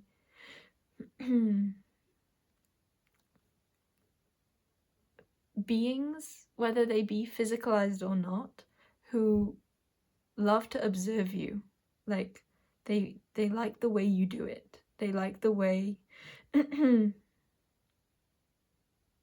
they see you as very wise, but like, it's not just wise, it's like they just can't understand you and they want to understand you. I think that's the main thing.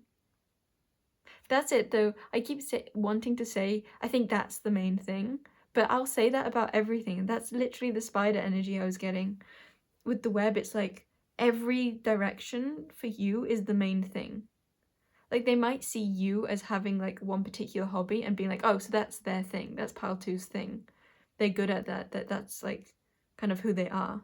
But then they'll look at another thing, another hobby or another area of life or area of expertise, and they're like, oh wow, they're really good at that too, or they really like that too, or like that's such a them thing. And then like it keeps going and going, and they recognize at this point, or at least at the point where they are looking for deeper connection with you, that there's always going to be more to learn, and there's not one way of living, or that your way of living is so intriguing to them. I really feel like there's a sense that they can learn a lot from you.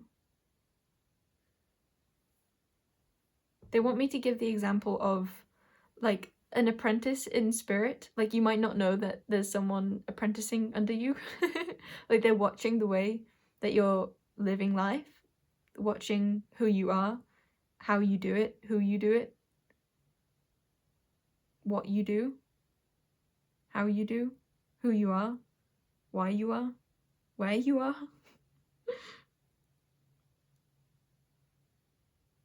I'm seeing someone opening a box thinking it's going to be a trap. Or like you open a box and they think that you're going to be like, I knew it was a trap. And it's like they see you recognizing something as a trap and then jumping inside the box, knowing that nothing can trap you. And they're just perplexed by it, or like amazed, or it's just that element of mystery again. Like they think that they know who you are, but then they find out that they don't. Or they think that they know what you'll do because of the way you think, or because of what something is apparently displaying itself as. And then you like bring so much fun and play into it. There's a sense of adventure that they get from you that they love. Because all these things I'm describing about you, they feel like that is their true selves too, or they feel like you pave the way for their real self. They feel like you give them space to discover themselves. Yes.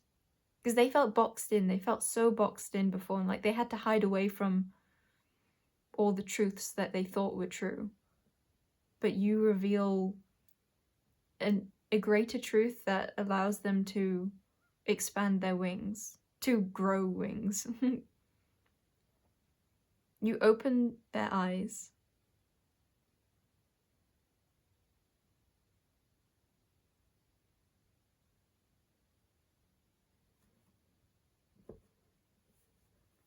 The wolf card wants to come out. Pathfinder, release your past and start a new journey.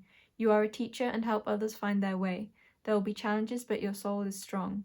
Perseverance is your secret power. You have a love that endures. I'm being drawn also to the mind, like the strategy of a wolf, like the pack in how they would capture their prey. It's very, they see you as very cunning, like very strategic. Like they see you running around on your web, and to them they don't understand why you're doing what you're doing, but they know that it's for a reason. And they want to understand the why.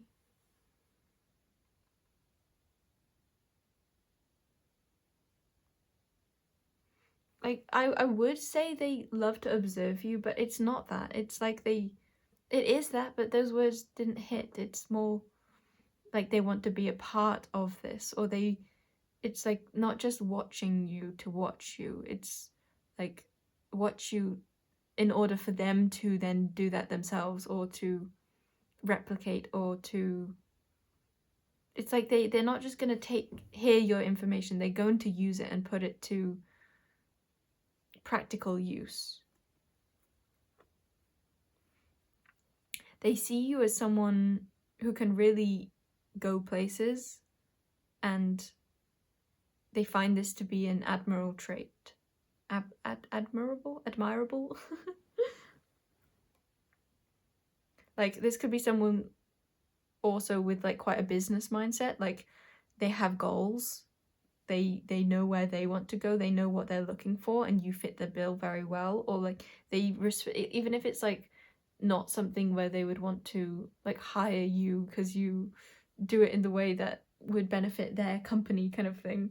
It's like they could be the example of they have their own business and they see you have your own business too, and the way you run yours, it's not in a way that they understand, but it's in a way that they can see is making sense. Or like, what is it? There's so much like mystery. There's so much mystery surrounding you. Because Coyote is also making me think of like wearing masks. Like, who are you really getting? They really want to know the real you. Okay. Any more for why they want connection with you? Shall we get a clarifying on who? I just felt a bit of an energy of maybe some of you started questioning if it was others. And it could be multiple. This could, I think that's true. I think that's very true. This could be many different beings.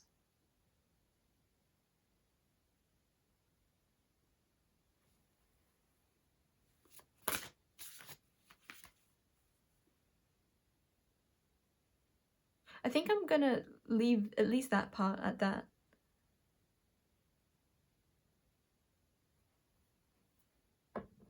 I have found myself saying this a lot, but I am feeling it, so I'm gonna say it again anyway. Some of you might find re-listening to this reading, but keeping in mind that it's not just about the one that you had on mind, perhaps, or the couple. It's like this can be many others. Like, I want to bring back your attention to how this could be a spirit guide, but it's not really that that they're guiding you. It's just that they're a spirit of whom you are the guide for. Like, taking into account that this could be so many more, not just like, no, I don't mean it in numbers, it's like the kind of being that this could be very different to what you were first imagining. And it doesn't mean that the first imagining was not what this was, who this was on about. It just means that you have this dynamic, you play this out for a lot of others, or just a different kind of other. I feel like it's that like different energy. So that could be something to take in.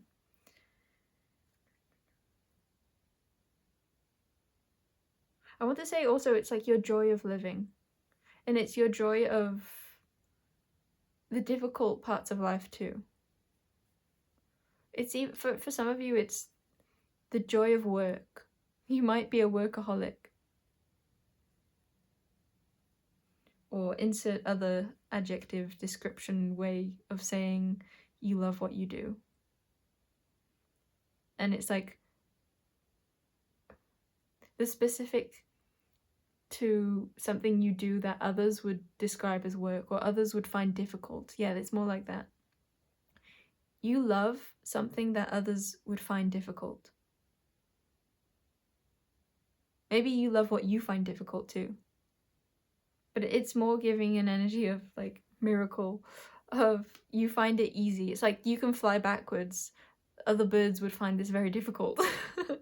And yet it is just a part of your nature. You do it very well.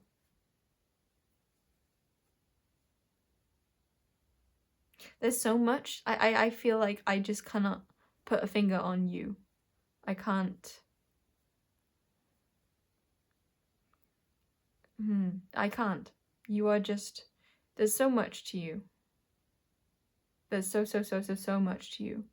It's like, what avenue would we even begin to explore? You may find that if you like getting readings a lot, that they can sound like they would be for completely different people. And that maybe you need to, for you need several readings just on one subject or one question, because there are so many perspectives that all encompass your experience.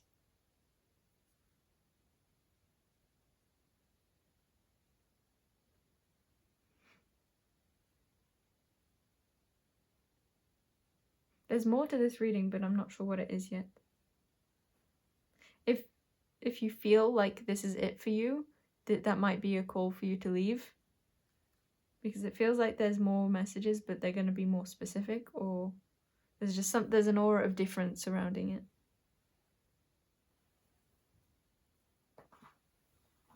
I shall drink some water. And stretch. Stretchy, stretchy, stretch.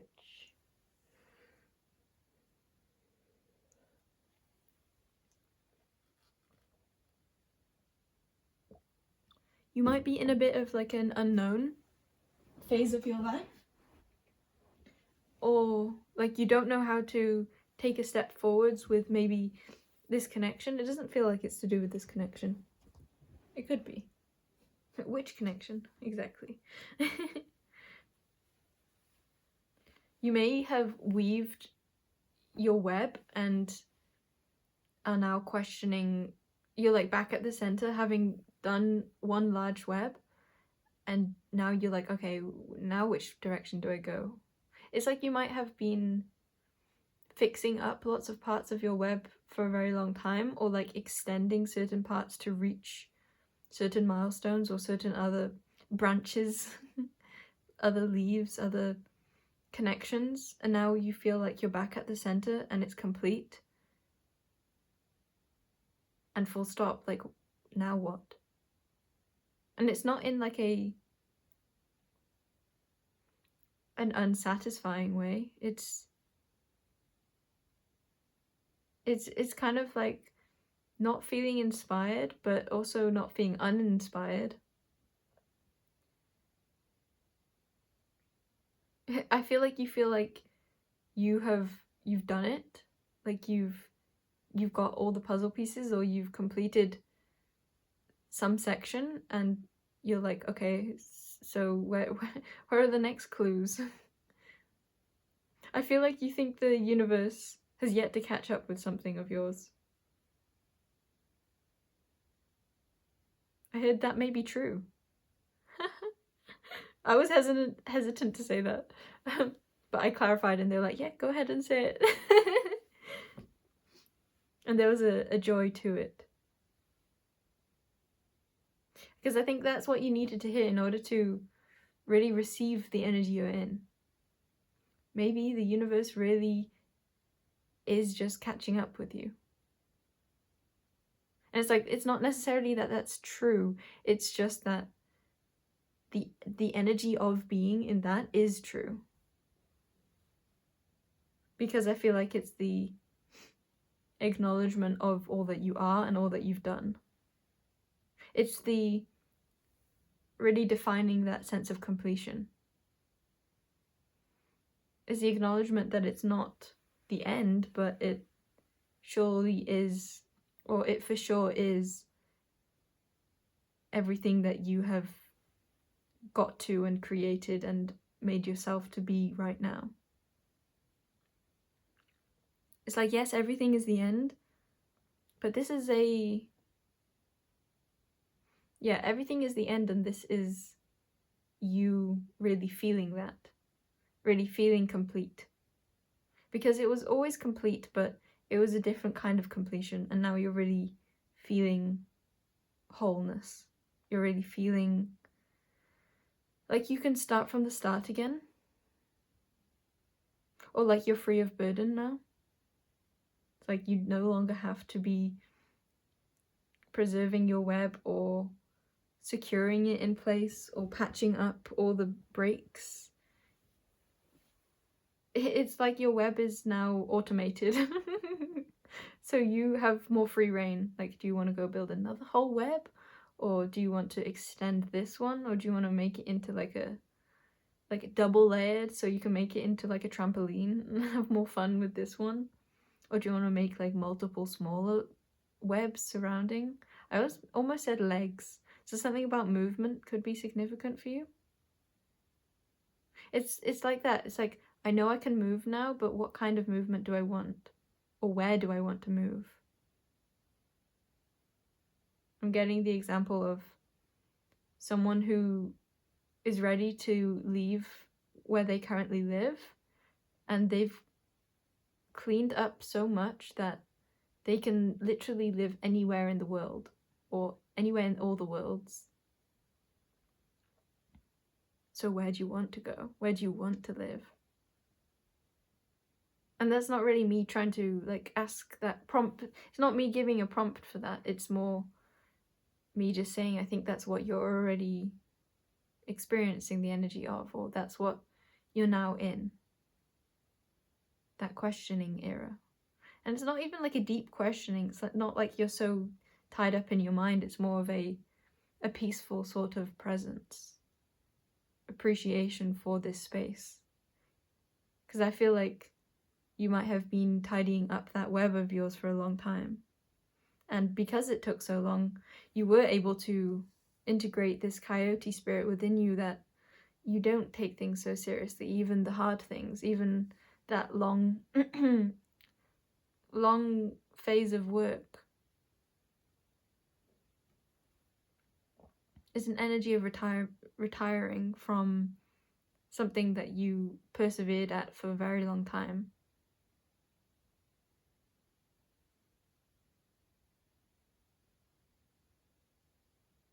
I'm hearing for them, going back to the actual what this reading was about, for them they say eyes on the prize.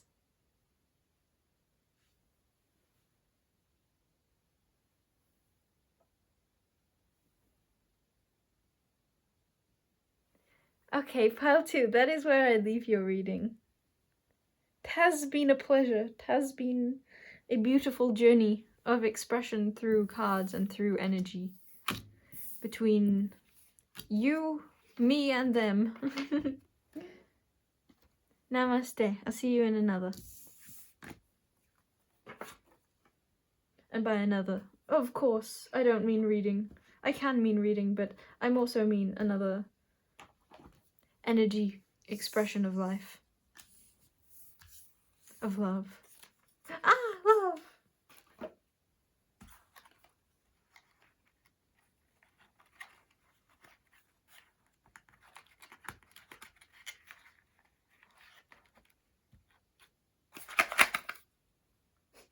Something about like you can poke it in as much as you want. What it really needs is a bit of a jostling shake. It might be a bit loud, but wiggle, wiggle, wiggle, wiggle. It's what's needed. A shake up. Okay. What time are we on? 1 hour 52. 27 could be a significant number for you. Ooh, 3. Pile 3. Welcome in, Pile 3. What is going on with you? What is this reading? So you chose the clear quartz, which I think all of you will know. Oh, let's just get Pile 2's crystal out of the way. Yeah, you're clearing up. You're clearing up. Clear quartz, yeah, the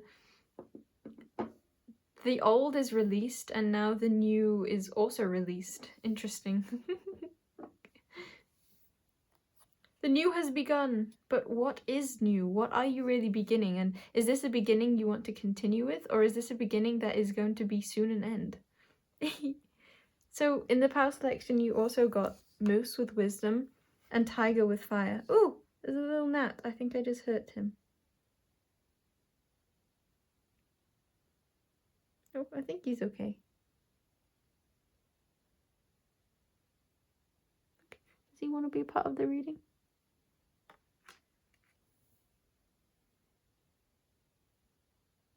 Cutie pie. I'll just pop him on the side. Moments. Yeah, there's something about that which you may fear hurting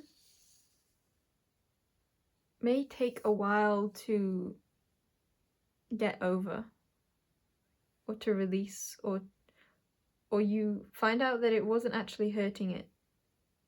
Yeah, I feel like you're afraid of hurting, but at hurting someone or something, and by expressing how you really feel, like basically it feels like with this shoulder, which was the other card you got, something feels like a burden to you and you're afraid of expressing that they're a burden or that it's bringing you a sense of burden, something to do with them. You're afraid of that because you don't want to hurt them, but holding off on expressing your feeling, maybe expressing your rage or your like gurgling frustrations. Googling. It doesn't allow them to move on, but it also, I'm getting the message with the fly, it's like they're actually not hurt. Maybe some of them pretended to be hurt. If this is something that's already happened, they may have pretended to be hurt, but they're actually completely okay and they're using this to feed from you more. Like, they may be just fine. And even if they're not fine, it's still your choice how you want to interact with them. Okay, that's the first message. Moose and tiger. One's movement is incredibly awkward, and yet it's like mystifying. And one's movement is incredibly majestic and also mystifying. But in a very, I don't know, I don't want to call it mystifying right now. Yeah, one is awkward but mystifying, one is elegant and no more to it. Okay. So who? I want a single card for each because I don't know if this is going to be talking about multiple who want to connect with you.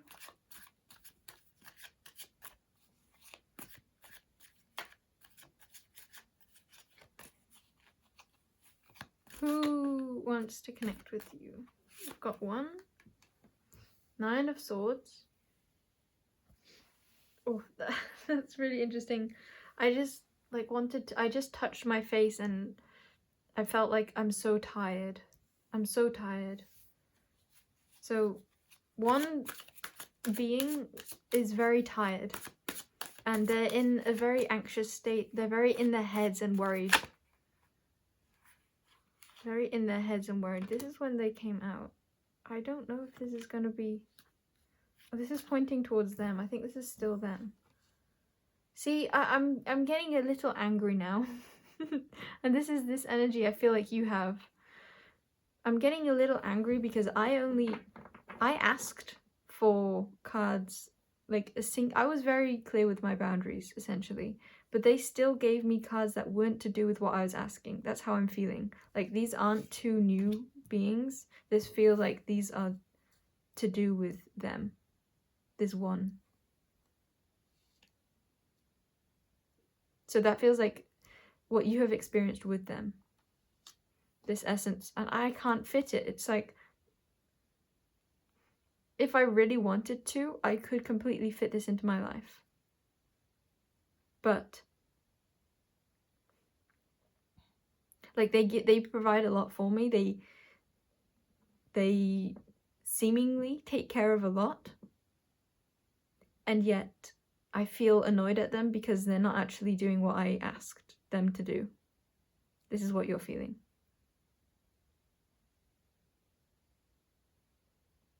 It's like they have the ability to do so much and yet they're not.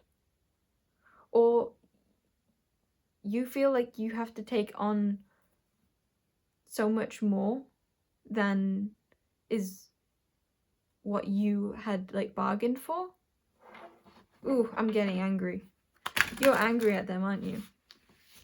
Let it out. Express that anger. It's coming from a place within you that feels like this is an unjust situation.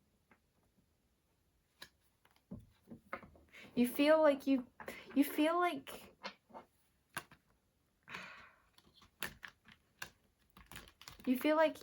having to take care of everything because they're not taking care of what you feel they should be.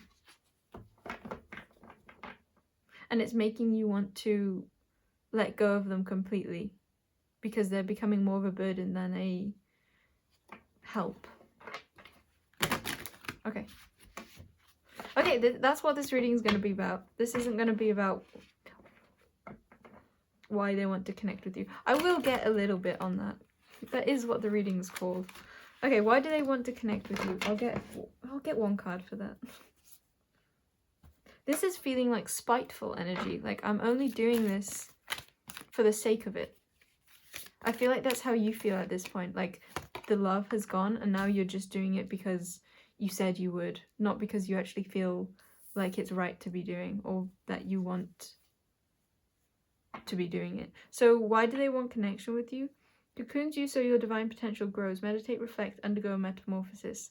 They feel like you're caring for them in a time where they can't care for themselves. They feel like you are taking care of a part of them that feels like it can't handle life or handle something. It's like you are this protection bubble for them. Black dragon. You might resonate strongly with feminine energy, and yet I feel like they have put you, or in this connection, you feel like you have to take on more of a masculine role. It's like, yes, you're in your feminine, yes, you're being very caretakey, but it's like, it just feels like so much responsibility on you that it's no longer like out of love, it's out of, if you're not going to pick up the slack, then I have to. It's that's the energy. I'm not saying that's the truth, but that's how I feel you feel. Yet you're giving them time to meditate, reflect, undergo metamorphosis. Because they're in a very difficult space. It kind of is giving me an image of from Fantastic Beasts and Where to Find Them. But I guess this is irrelevant. It's like a bag, but there's so much inside the bag. But it, like a whole world inside a bag. And it feels like you're the bag that enables them to escape into an entire world.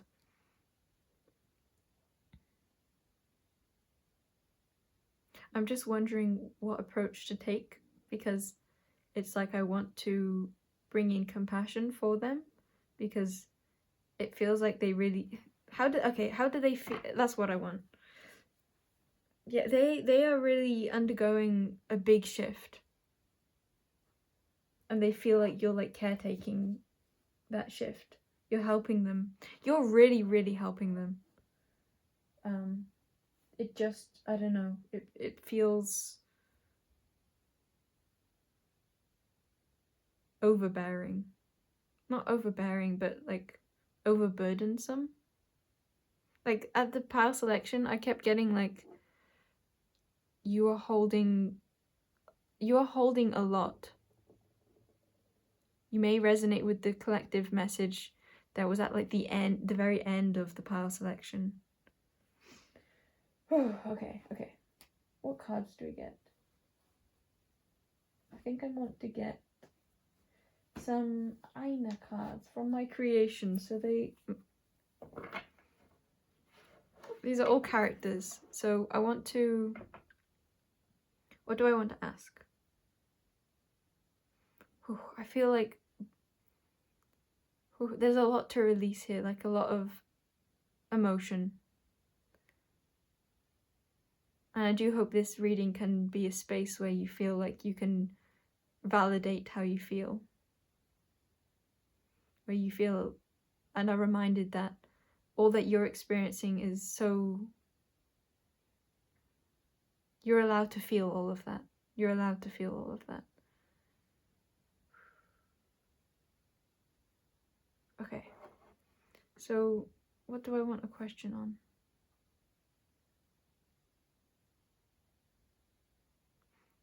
Why do they want connection with you? I guess we'll just do simple that. Why do they want connection with you? Or I don't want that. I want, what is their approach to your connection? Because the why is because you provide them a safe space, because you nourish them in a time where they don't feel like they can... while they're going through a transformation that is very difficult, and that is very difficult, it feels like you are providing that safe space for them. You're protecting them in a way of love, through love. You're handling it, I heard. You're handling it. You're handling. and then fill in all the things you're handling. It's like a very motherly energy.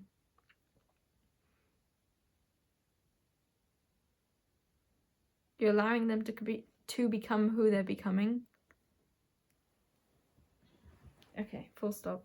Now we'll get into like what is their approach. And then I mainly I think I want this reading to be guidance for you.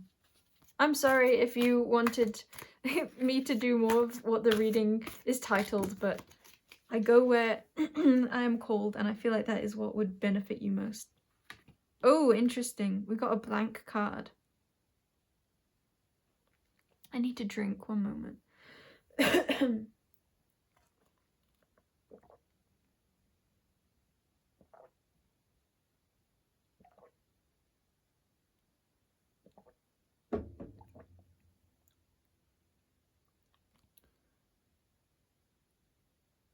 I think they're not. Like, I asked, how are they approaching, like, you? Like, your connection? They're not. I think you might be overburdening yourself with something that they're not asking for. Maybe you feel... Okay. So, what is your approach to this? Or why are you... Yeah, instead of who wants a connection with you and why do you want a connection with them? Why do you want a connection with them? Did I even say this was about who? I feel like you'll know exactly who. At the back is Sachi Hana, who... I don't know if we need to get into that, but it's been brought to my attention. She's a young child, but she gives off very mature vibes. Okay, we have Yui, Hannah,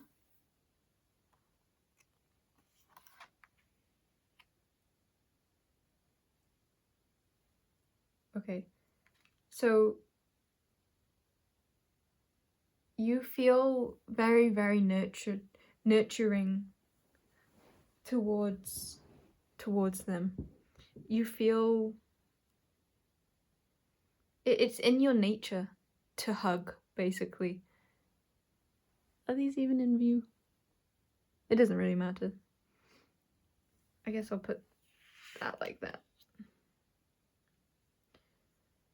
It's in your nature to love. It's in your nature to hug. It's in your nature to comfort. You're like a blanket. You're very warm. You're very caring. So that's Yui. And also there's like all this galaxy at the top is making me feel like divine mother. Like you feel like you could hold so much. Like you can hold them.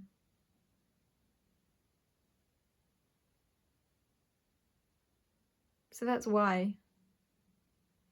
Because you want to hold them through this. You might also feel a lot of like divine inspiration. Some of you might have felt like it was thrust upon you.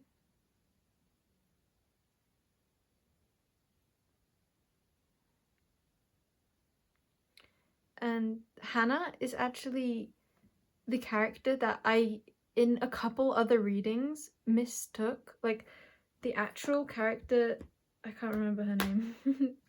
I'm forgetting who it was. But basically, I kept saying that someone was a mother. Oh, Achiko, Sarah. I kept saying that Sarah was a mother. But actually that was a completely different character, and it was Hannah that I was thinking of. And I believe, I'm almost certain that Hannah is the actual mother.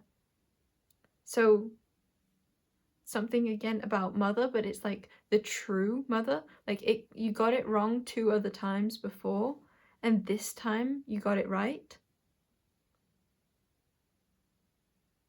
That's why you want connection with them when they seem like they don't want it with you, or they are not, like on their part, they're not providing you with anything. They're the blank card. And Smoggy. Well, Smoggy is like the creature that Yui, like, you feel like the mother too. Like, Yui is the carer, very warm and cuddly. And Hannah is the true mother. And it feels like this is saying to Smoggy. And Smoggy is like a tiny gremlin creature who, not gremlin, but he's a little creature who receives the hugs of Yui. Smoggy, okay, that's what it is, because Smoggy, and you recognize this with them, that Smoggy, they feel at home with you. They feel like you are one of the most, or the most, nurturing to them. Like, Smoggy's favorite is Yui.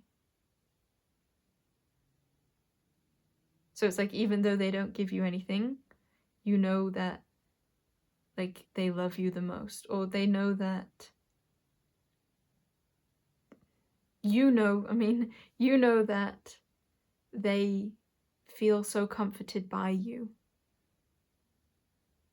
It's like, you know that they need this. And I'm not saying this is true, because we're gonna get guidance now for more of what the truth is. Or just like, yeah, guidance for how you should approach this from the energy of love. What would love do? The love of all, including that which is best for them, and that which is best for you, and that which is best for everyone in between. But yeah, you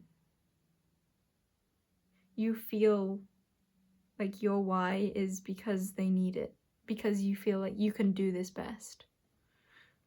And it's like, yes, it overburdens you, but you feel like you can still hold it. So I think you're wondering, maybe you're not even wondering, we'll see. We'll see what the guidance is. Okay, so, oh, this is hard. This is gonna mess it up. I think that's what you feel, like, this is hard to do. This is going to mess up, like, what I've built so far. That might only fit for some of you, so don't try and make it work if it doesn't. So, what is the guidance for my pile 3s?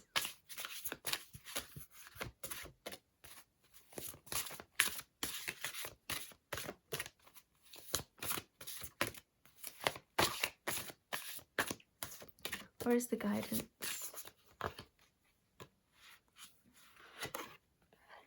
Cat, independent. You are a natural healer. Your intuition is strong. You don't have to go with the crowd. Life supports you in every way. Be who you are. Don't lose who you are, but don't let yourself get lost in another. Cat, independent. Walk alone, but don't let that be in abandonment of what that alone really means. Yes, you are a natural healer. Yes, you are naturally giving, but you can also have your boundaries where your own love, your own nourishment, your own well-being is being taken care of by that very healing, nurturing essence of you. Because you matter too. You matter too. Any more guided? No, that's it. Okay. And I'm getting that you can watch over them. Like, continue to watch over them. Continue to love them. Continue to feel them. But don't ever do that at the expense of yourself. Because I don't think they would want that. And if they would consciously, their soul most certainly would not.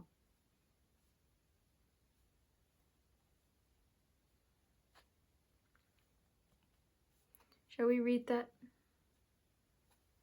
Let's read Cat. I want to say you're not wrong, and what you feel about them and from them and surrounding them, it's all very true. You're very intuitive. And yes, you can hold so much, but I don't think you're being asked to hold this. Maybe I heard this time. So with that like Hannah message of like maybe you've done this before. Maybe the 2 times before is significant, but it doesn't have to be that number. There's a message of this time is different. Those like quote unquote mistakes or doing it that way before, those other times, it feels like yes, that was right. Like in those other readings, the messages I brought through were supposed to be like quote unquote wrong. It's like it wasn't in full alignment with the truth of this deck. In one truth, it wasn't in alignment, but it not being in alignment led to the messages and the plan of what that reading signified in the grand scheme of things. So it's like even though you could view it as wrong, it wasn't wrong. It was completely divinely led. Me getting them wrong was right. So you doing that in the past was right, but now it's different. Now you get the true card. And that feels like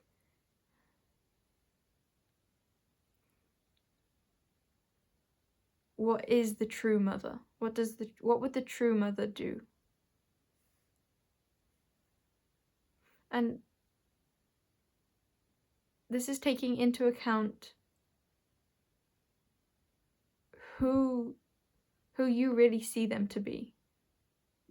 Do you really feel that they need you? Or just do you feel that they could have you? Have your energy, your healing? This could, for a few of you, and this may be confirmation that this could be your son. Because I forgot to mention that in the collective at the start, but I had a message of my son. So this could be a child of yours. But I don't feel like that's for everyone.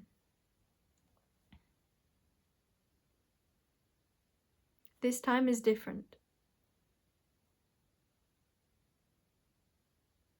This time you get yourself. This time you can be independent. It's like a selective energy. Be selective with where your love is directly focused. Be selective with your focus, because your focus is so powerful and you know that. And I'm also getting a bit of an energy of like, you have this ability to be the tiger, but you're actually just being asked to be the cat, like a smaller version. And that's not to say you can't be the tiger and that you're not the tiger, but is that in what flows and what feels of love in this situation? I want to say you got it right every time, including this time. But it's like this time might require a little bit of a shift for you to be following your intuition. For some, I get for some of you, you've already decided not to continue giving as much as you were to this energy.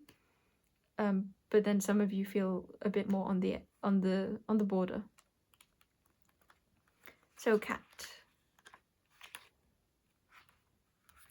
Curious, confident. This is you. This is you. Curious, confident, clever, elegant, affection, and like what you're being called to step into. Curious, confident, clever, elegant, or the part of yourself that is wanting most acknowledgement. But I want to say before, it's like, don't fixate on the words. Feel the feeling of who you really are and this aspect of yourself. And I think mostly it's going to be like something to do with your confidence or yourself. Like it's an energy of pride, but in a very healthy way. Yes, like how a cat knows their worth. A cat chooses where they go. And I want to say they go where they're called. Or like they know where they want to go. That's more like it. Want, desire. Desire is important here for you.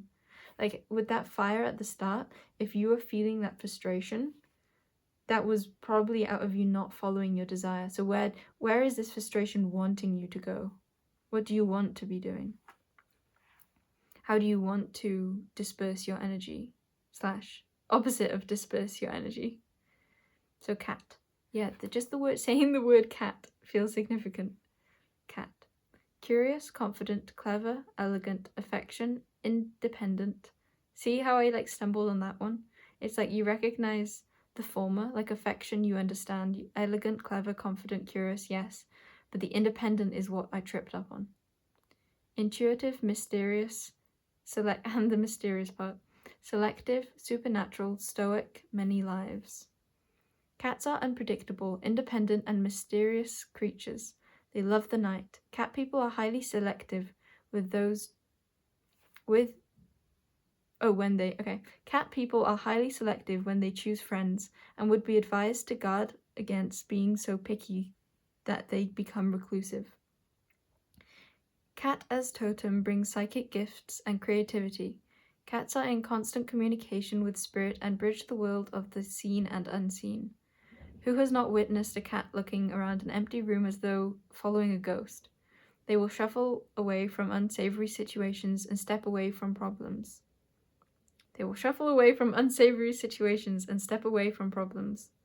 If you are a cat person, pay close attention to the felines in your life. Reach out with your questioning mind and ask them to share their secrets. Listen to the intuition they share. And this can be about yourself. Like you can ask the feline part of yourself. Reach out with your questioning mind and ask them to share their secrets. Listen to the intuition they share. Watch their body language. Yeah, your body might have a lot to tell you. Maybe we'll use some more body cards because we got the shoulder at the start, which made me think of like that weight on your shoulder, the tension, the stress, the overburden. But maybe we'll get some more body cards to what other parts of your body could hold clues to you surrounding this connection. Listen to the intuition they share. Watch their body language. Learn the subtleties. Cats are healers. They live in the now. Yeah, they live in the now. They live in the now. They are natural yogis. Place them on your lap and pet them. Their counterclockwise energy rotation will mingle with your clockwise spin and neutralize negative energy and set the world right. If cat is your totem, you are blessed with many lives and many chances. Yeah, with that part, it's like many chances. You can continue to change. You can decide one thing one day and completely change your mind the next. You can always choose to set yourself free, is what I feel like saying. In any moment. If cat is your totem, you are blessed with many lives and many chances. Remember that your supernatural insights will guide you. Pamper yourself like the cat and remember how good it is to be your content self. I read your totem self. Pamper yourself like a cat and remember how good it is to just be your content self. Your content self. I love that. Remember how good it is to just be your content self.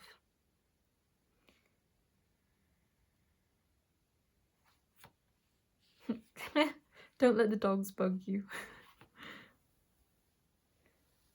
Okay, pile number 3. I believe the body cards. Body cards. Let's do some.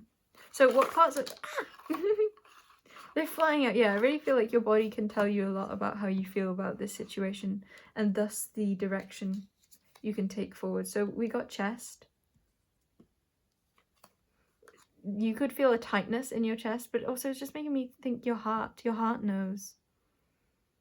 Your heart knows where to go. It's not a dull feeling. It's an expansive love. A love for life. Like, does your heart feel free or does it feel restricted? Does it feel where it wants to be or not? And eyelashes. Eyelashes really make me think of the cat. Your vision. Some of you may just literally see where you want to go. Oh, that's a cool energy. I just saw some of you being able to read your eyelashes, like like an oracle reading, or like tea leaf reading. Like you could say a statement. For example, I will continue to nurture them, and watch what your eyelashes do. And then say the other statement, which was, I choose to feed myself, or I take my energy off them, and watch what your eyelashes do. But the other message from that is simply, but it's not eye. What is it? Eyelashes. I need to look into eyelashes. / I want to. That could be it. I changing from I need to I want to. What do you want to do? Yeah. What do you? The arm just feels like, and with nipples behind that. Like, what do you want to give? How far do you want to extend yourself? And it's also bringing me back to that shoulder energy.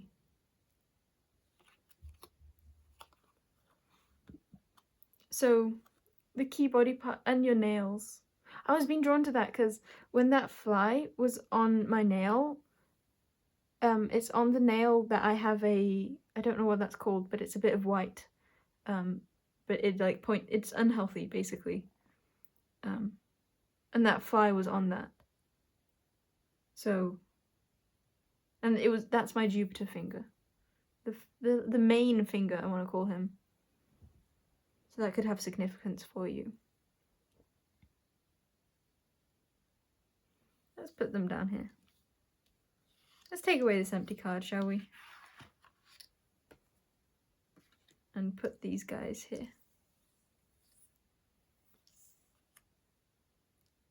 Okay. Pile 3, that has been your reading. I will see you in another energy space. And yeah, bye. Goodbye now. In the past, that would have made me cringe. But not like embarrassment cringe like a more normal way of hearing that, like cringe from like that is triggering and painful from childhood memory. Like it's from a song, like song my mum used to sing, I think, and that was at the end of it. And it didn't resonate in that triggering way this time, but I felt like expressing that, so there could be something around that for you. Because the start of the song, this could be significant too, is like, I love you. And it's basically saying that a lot. But then at the end it says, goodbye now. And in the past that would have been difficult, but this time it was okay. So on point, I can see it. Ah, I'm so happy. You got the Yui card. Yui is one of the main characters of this creation. One of the main 6. She's a good one.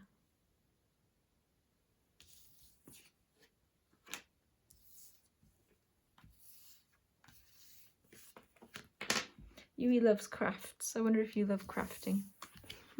Or painting or art.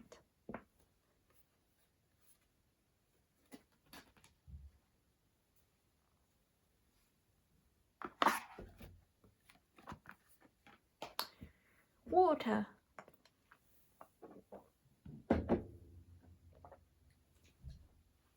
And reposition.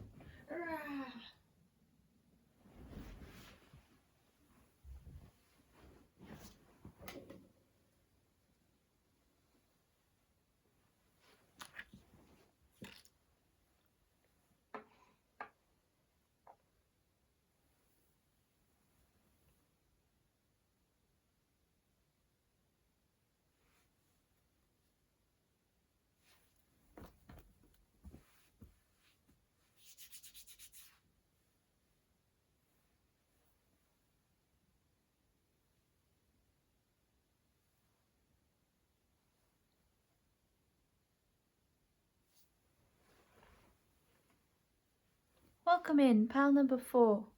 So, you chose the rock. And for those of you who didn't see in the pile selection, oh, let's put you over here, shall we? You also chose, / got given, the dragonfly with magic. I embrace my transformation. I courageously let go of the past. The magic of nature is in me. I am brilliant and I am blessed.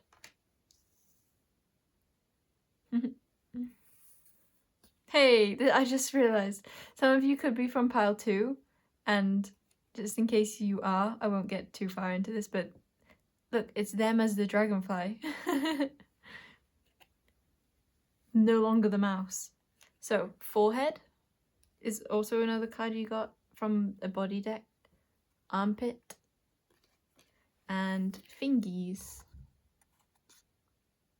And came off in a little bit of a weird formation. A weird formation, okay. Because fingies was first, but I said that last. And then armpit was last, but I said it second. And forehead, I think I said last and was second. So a bit of a jumble. Maybe a jumble of a start. Maybe they're a bit jumbled. So who is this? Let's see. Let's get some clarifiers. Use the dragon deck, kind of fitting for your dragonfly. Oh, they milk themselves? What? Okay, that could be for some of you. They milk themselves. They make themselves known very easily. They're very happy to be seen. Golden Christed Dragon brings you higher love so that you embody the Christ light. This could be Jesus Christ for some of you. Absorb or someone that is strongly associated with this. Some of you, this could be someone who's passed over, who is a spirit guide of yours, or just simply a passing spirit, who was very connected to Christ light, Christ love.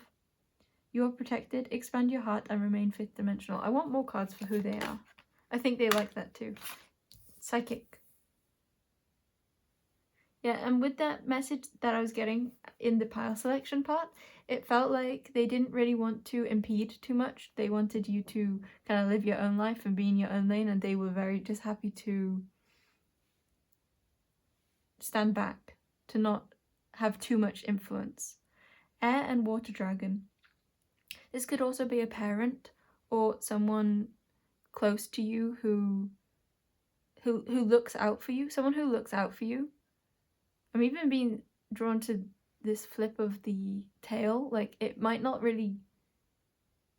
They might not be in your close circle. It's like it takes another... It's like it's going in one direction, the same direction as you, but they're like another lane away, like another cycle away. So that is, for a lot of you, I think, going to be they're in spirit, they're in another dimension, they're in another plane of existence.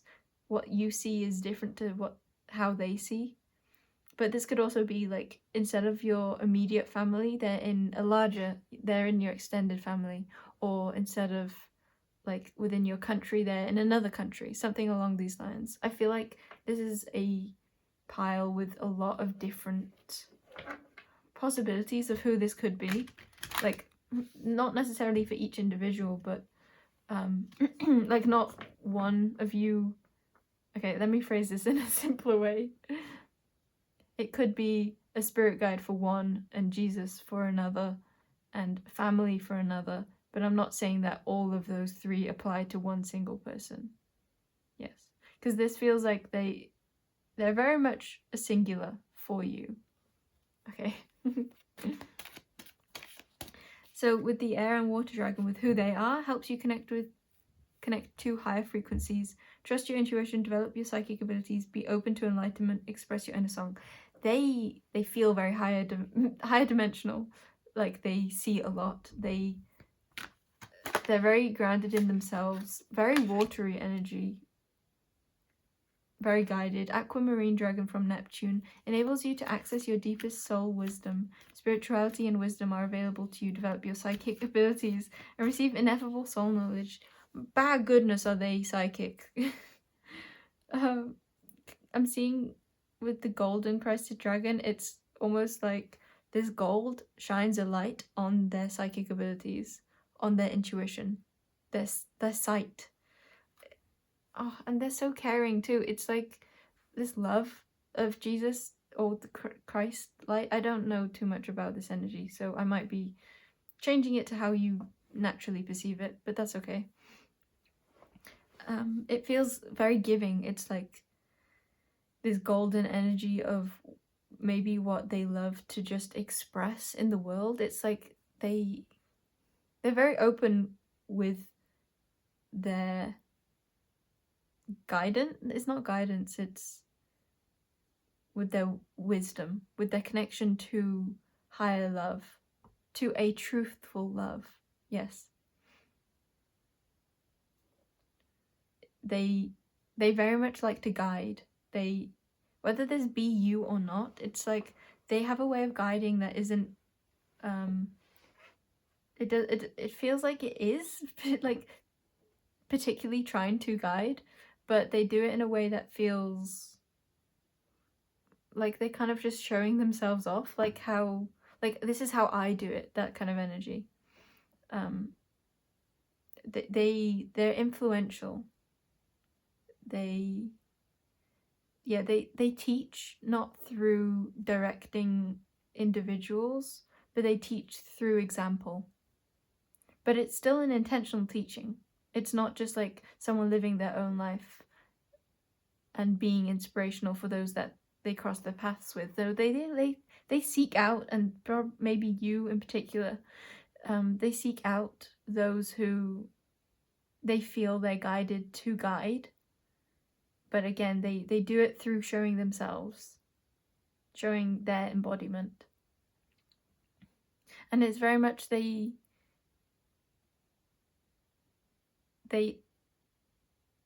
okay, I can't say that part, so it's not that. Yeah, they love to serve. They love to help others connect with the love of everything. Okay, and what I was going to say then was that message particularly came through because they wanted to talk more about themselves at the start, and I would even be willing to bet that fingies and forehead and armpit are all to do with them. Armpit is making me think of smells, forehead is making me think of third eye, and fingies, and that's interesting. That's kind of like these two. Like the intuitions, and then fingies, it's like where they direct that energy, because this is the masculine and these two are the feminine. I feel like I'm drawing a map of who they are, and that is the lesson that they want to share. Not just with you, but like with the world, or with many, or with all they encounter or feel guided towards being in communion and in continuation with, is what I heard. So you definitely know them as a soul. You've partnered up before, you've been buds, you've been teachers, you've been students, you've been lovers, you've been friends, you've been neighbors, enemies, and so on and so forth. You might have had a lot of past lives in water with them. Okay, so who this is, I feel like I've got that section down at least enough. Now I want to see, yeah, the ocean. They really want to draw my attention into water. What you know of water is not what you truly know of water.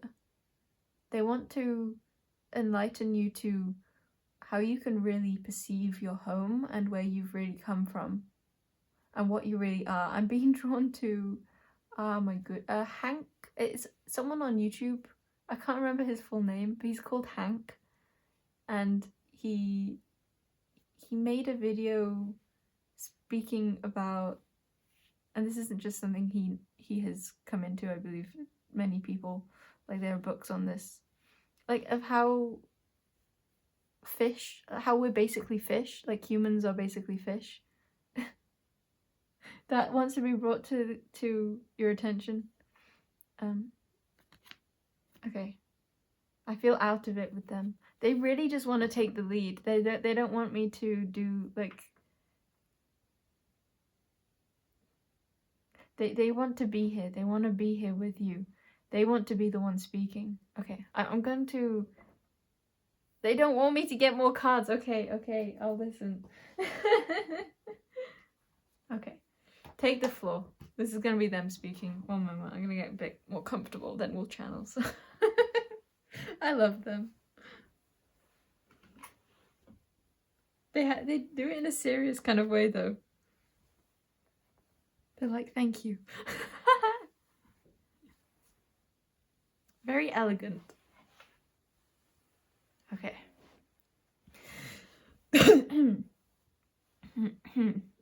Oh my goodness. What are they coming here to say? I just felt what they wanted to say already, and I was like, ah. Okay. I'll flow out. I'm gonna step out of my ego now.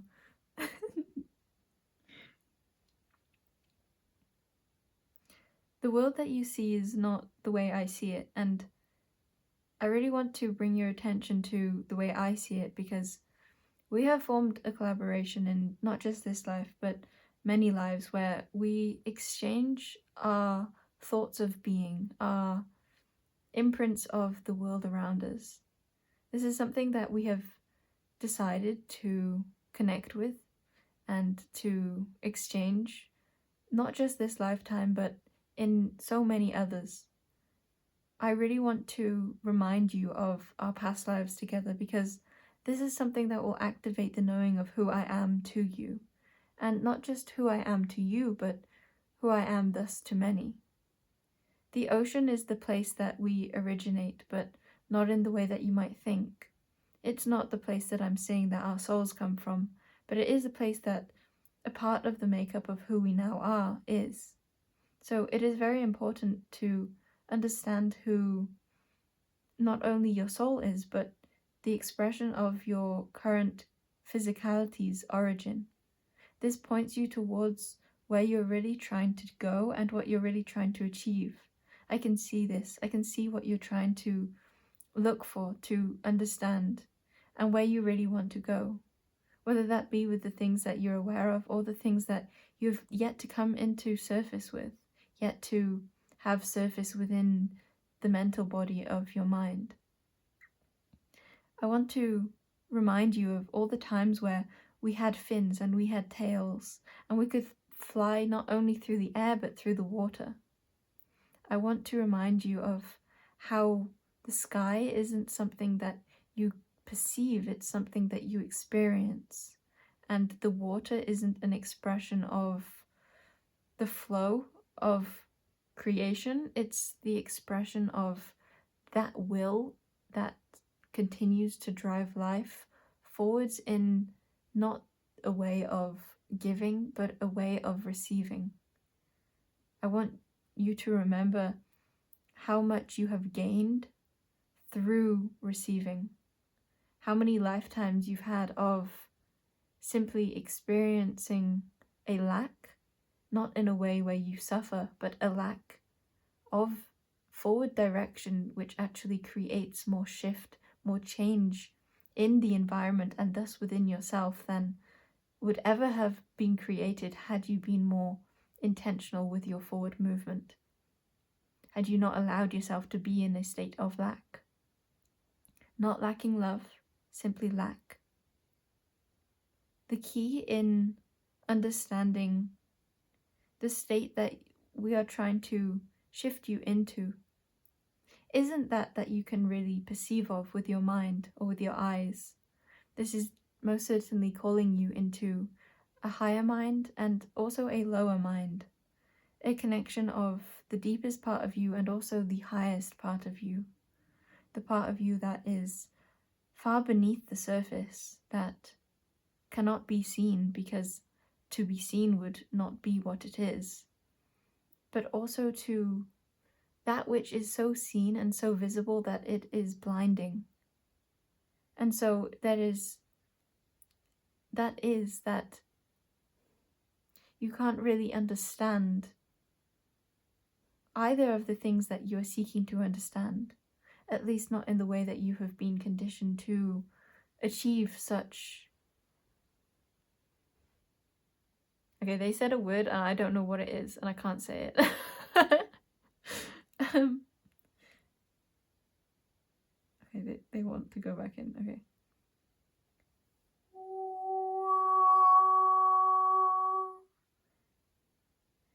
You're missing a large part of what you see your life to be. Not necessarily the physical, though you may focus on this, but the energetic imprint of who you feel you are within your collective.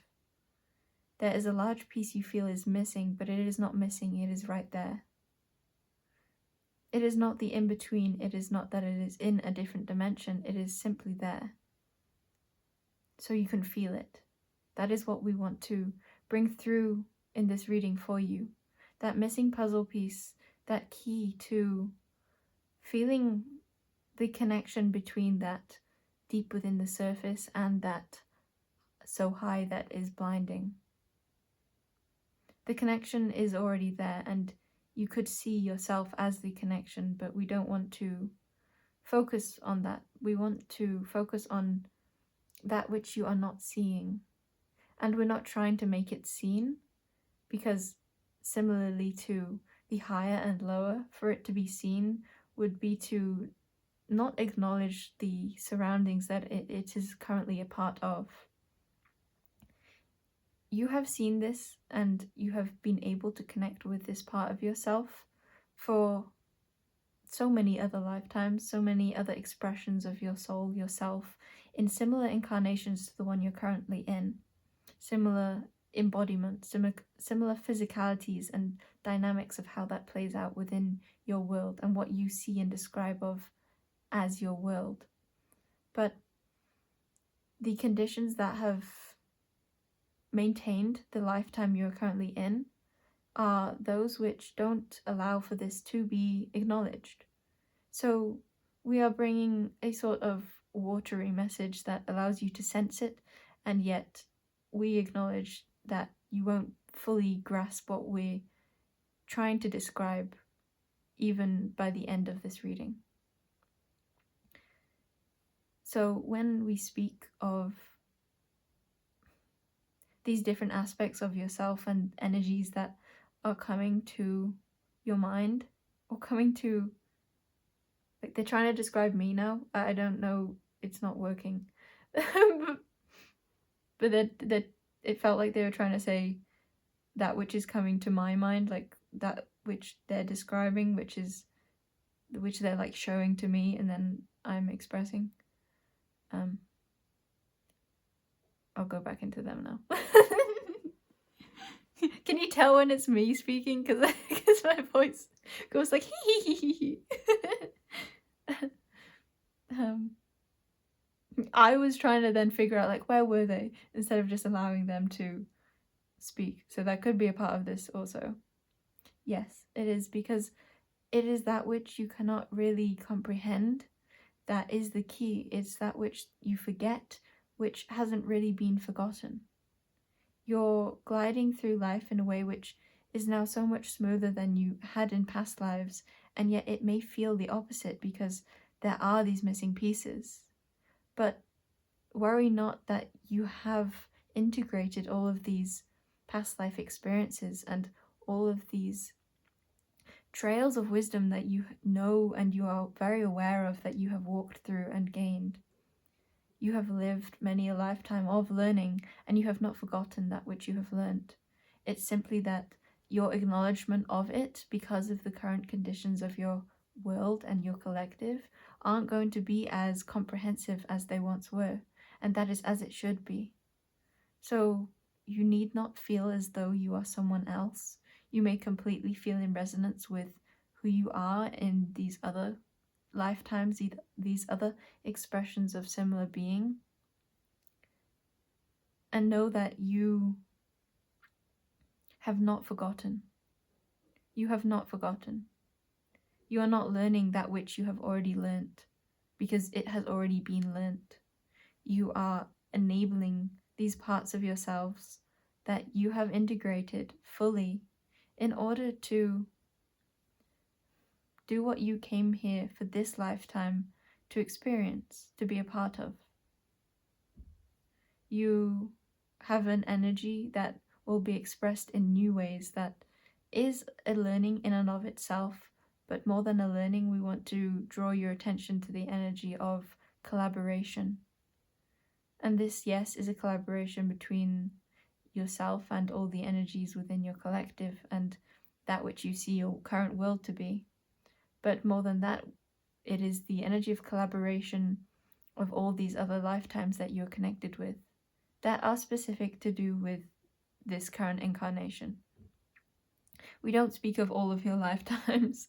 That would be far too difficult to condense. We speak only of those which are in resonance with this lifetime in an intentional way, and in a way that you particularly chose to tie yourself more strongly to.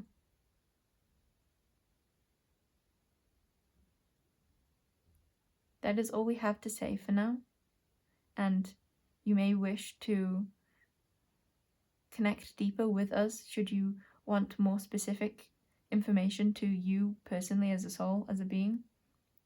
And for now, we will leave this reading and allow you to choose which direction feels in resonance for you.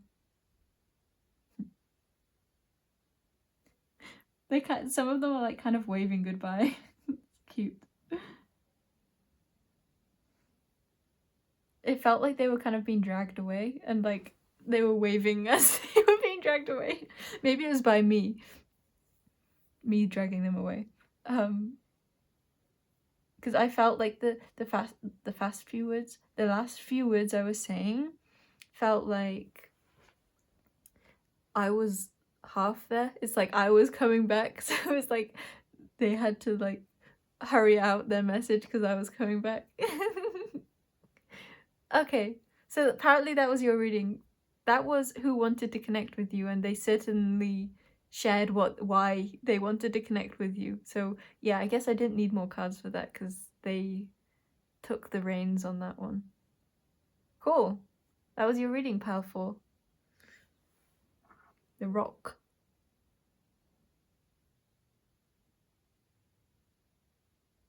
I'm being drawn to a cavern. Cool, that was a really cool reading. See ya! It feels so weird being back in my own body now. Not that I left my body, just being the one that is talking and not channeling now. I feel more like a munchkin. I love it. Okay. Bye bye, I love you very much. See you in another energetic space to collaborate. Bye bye.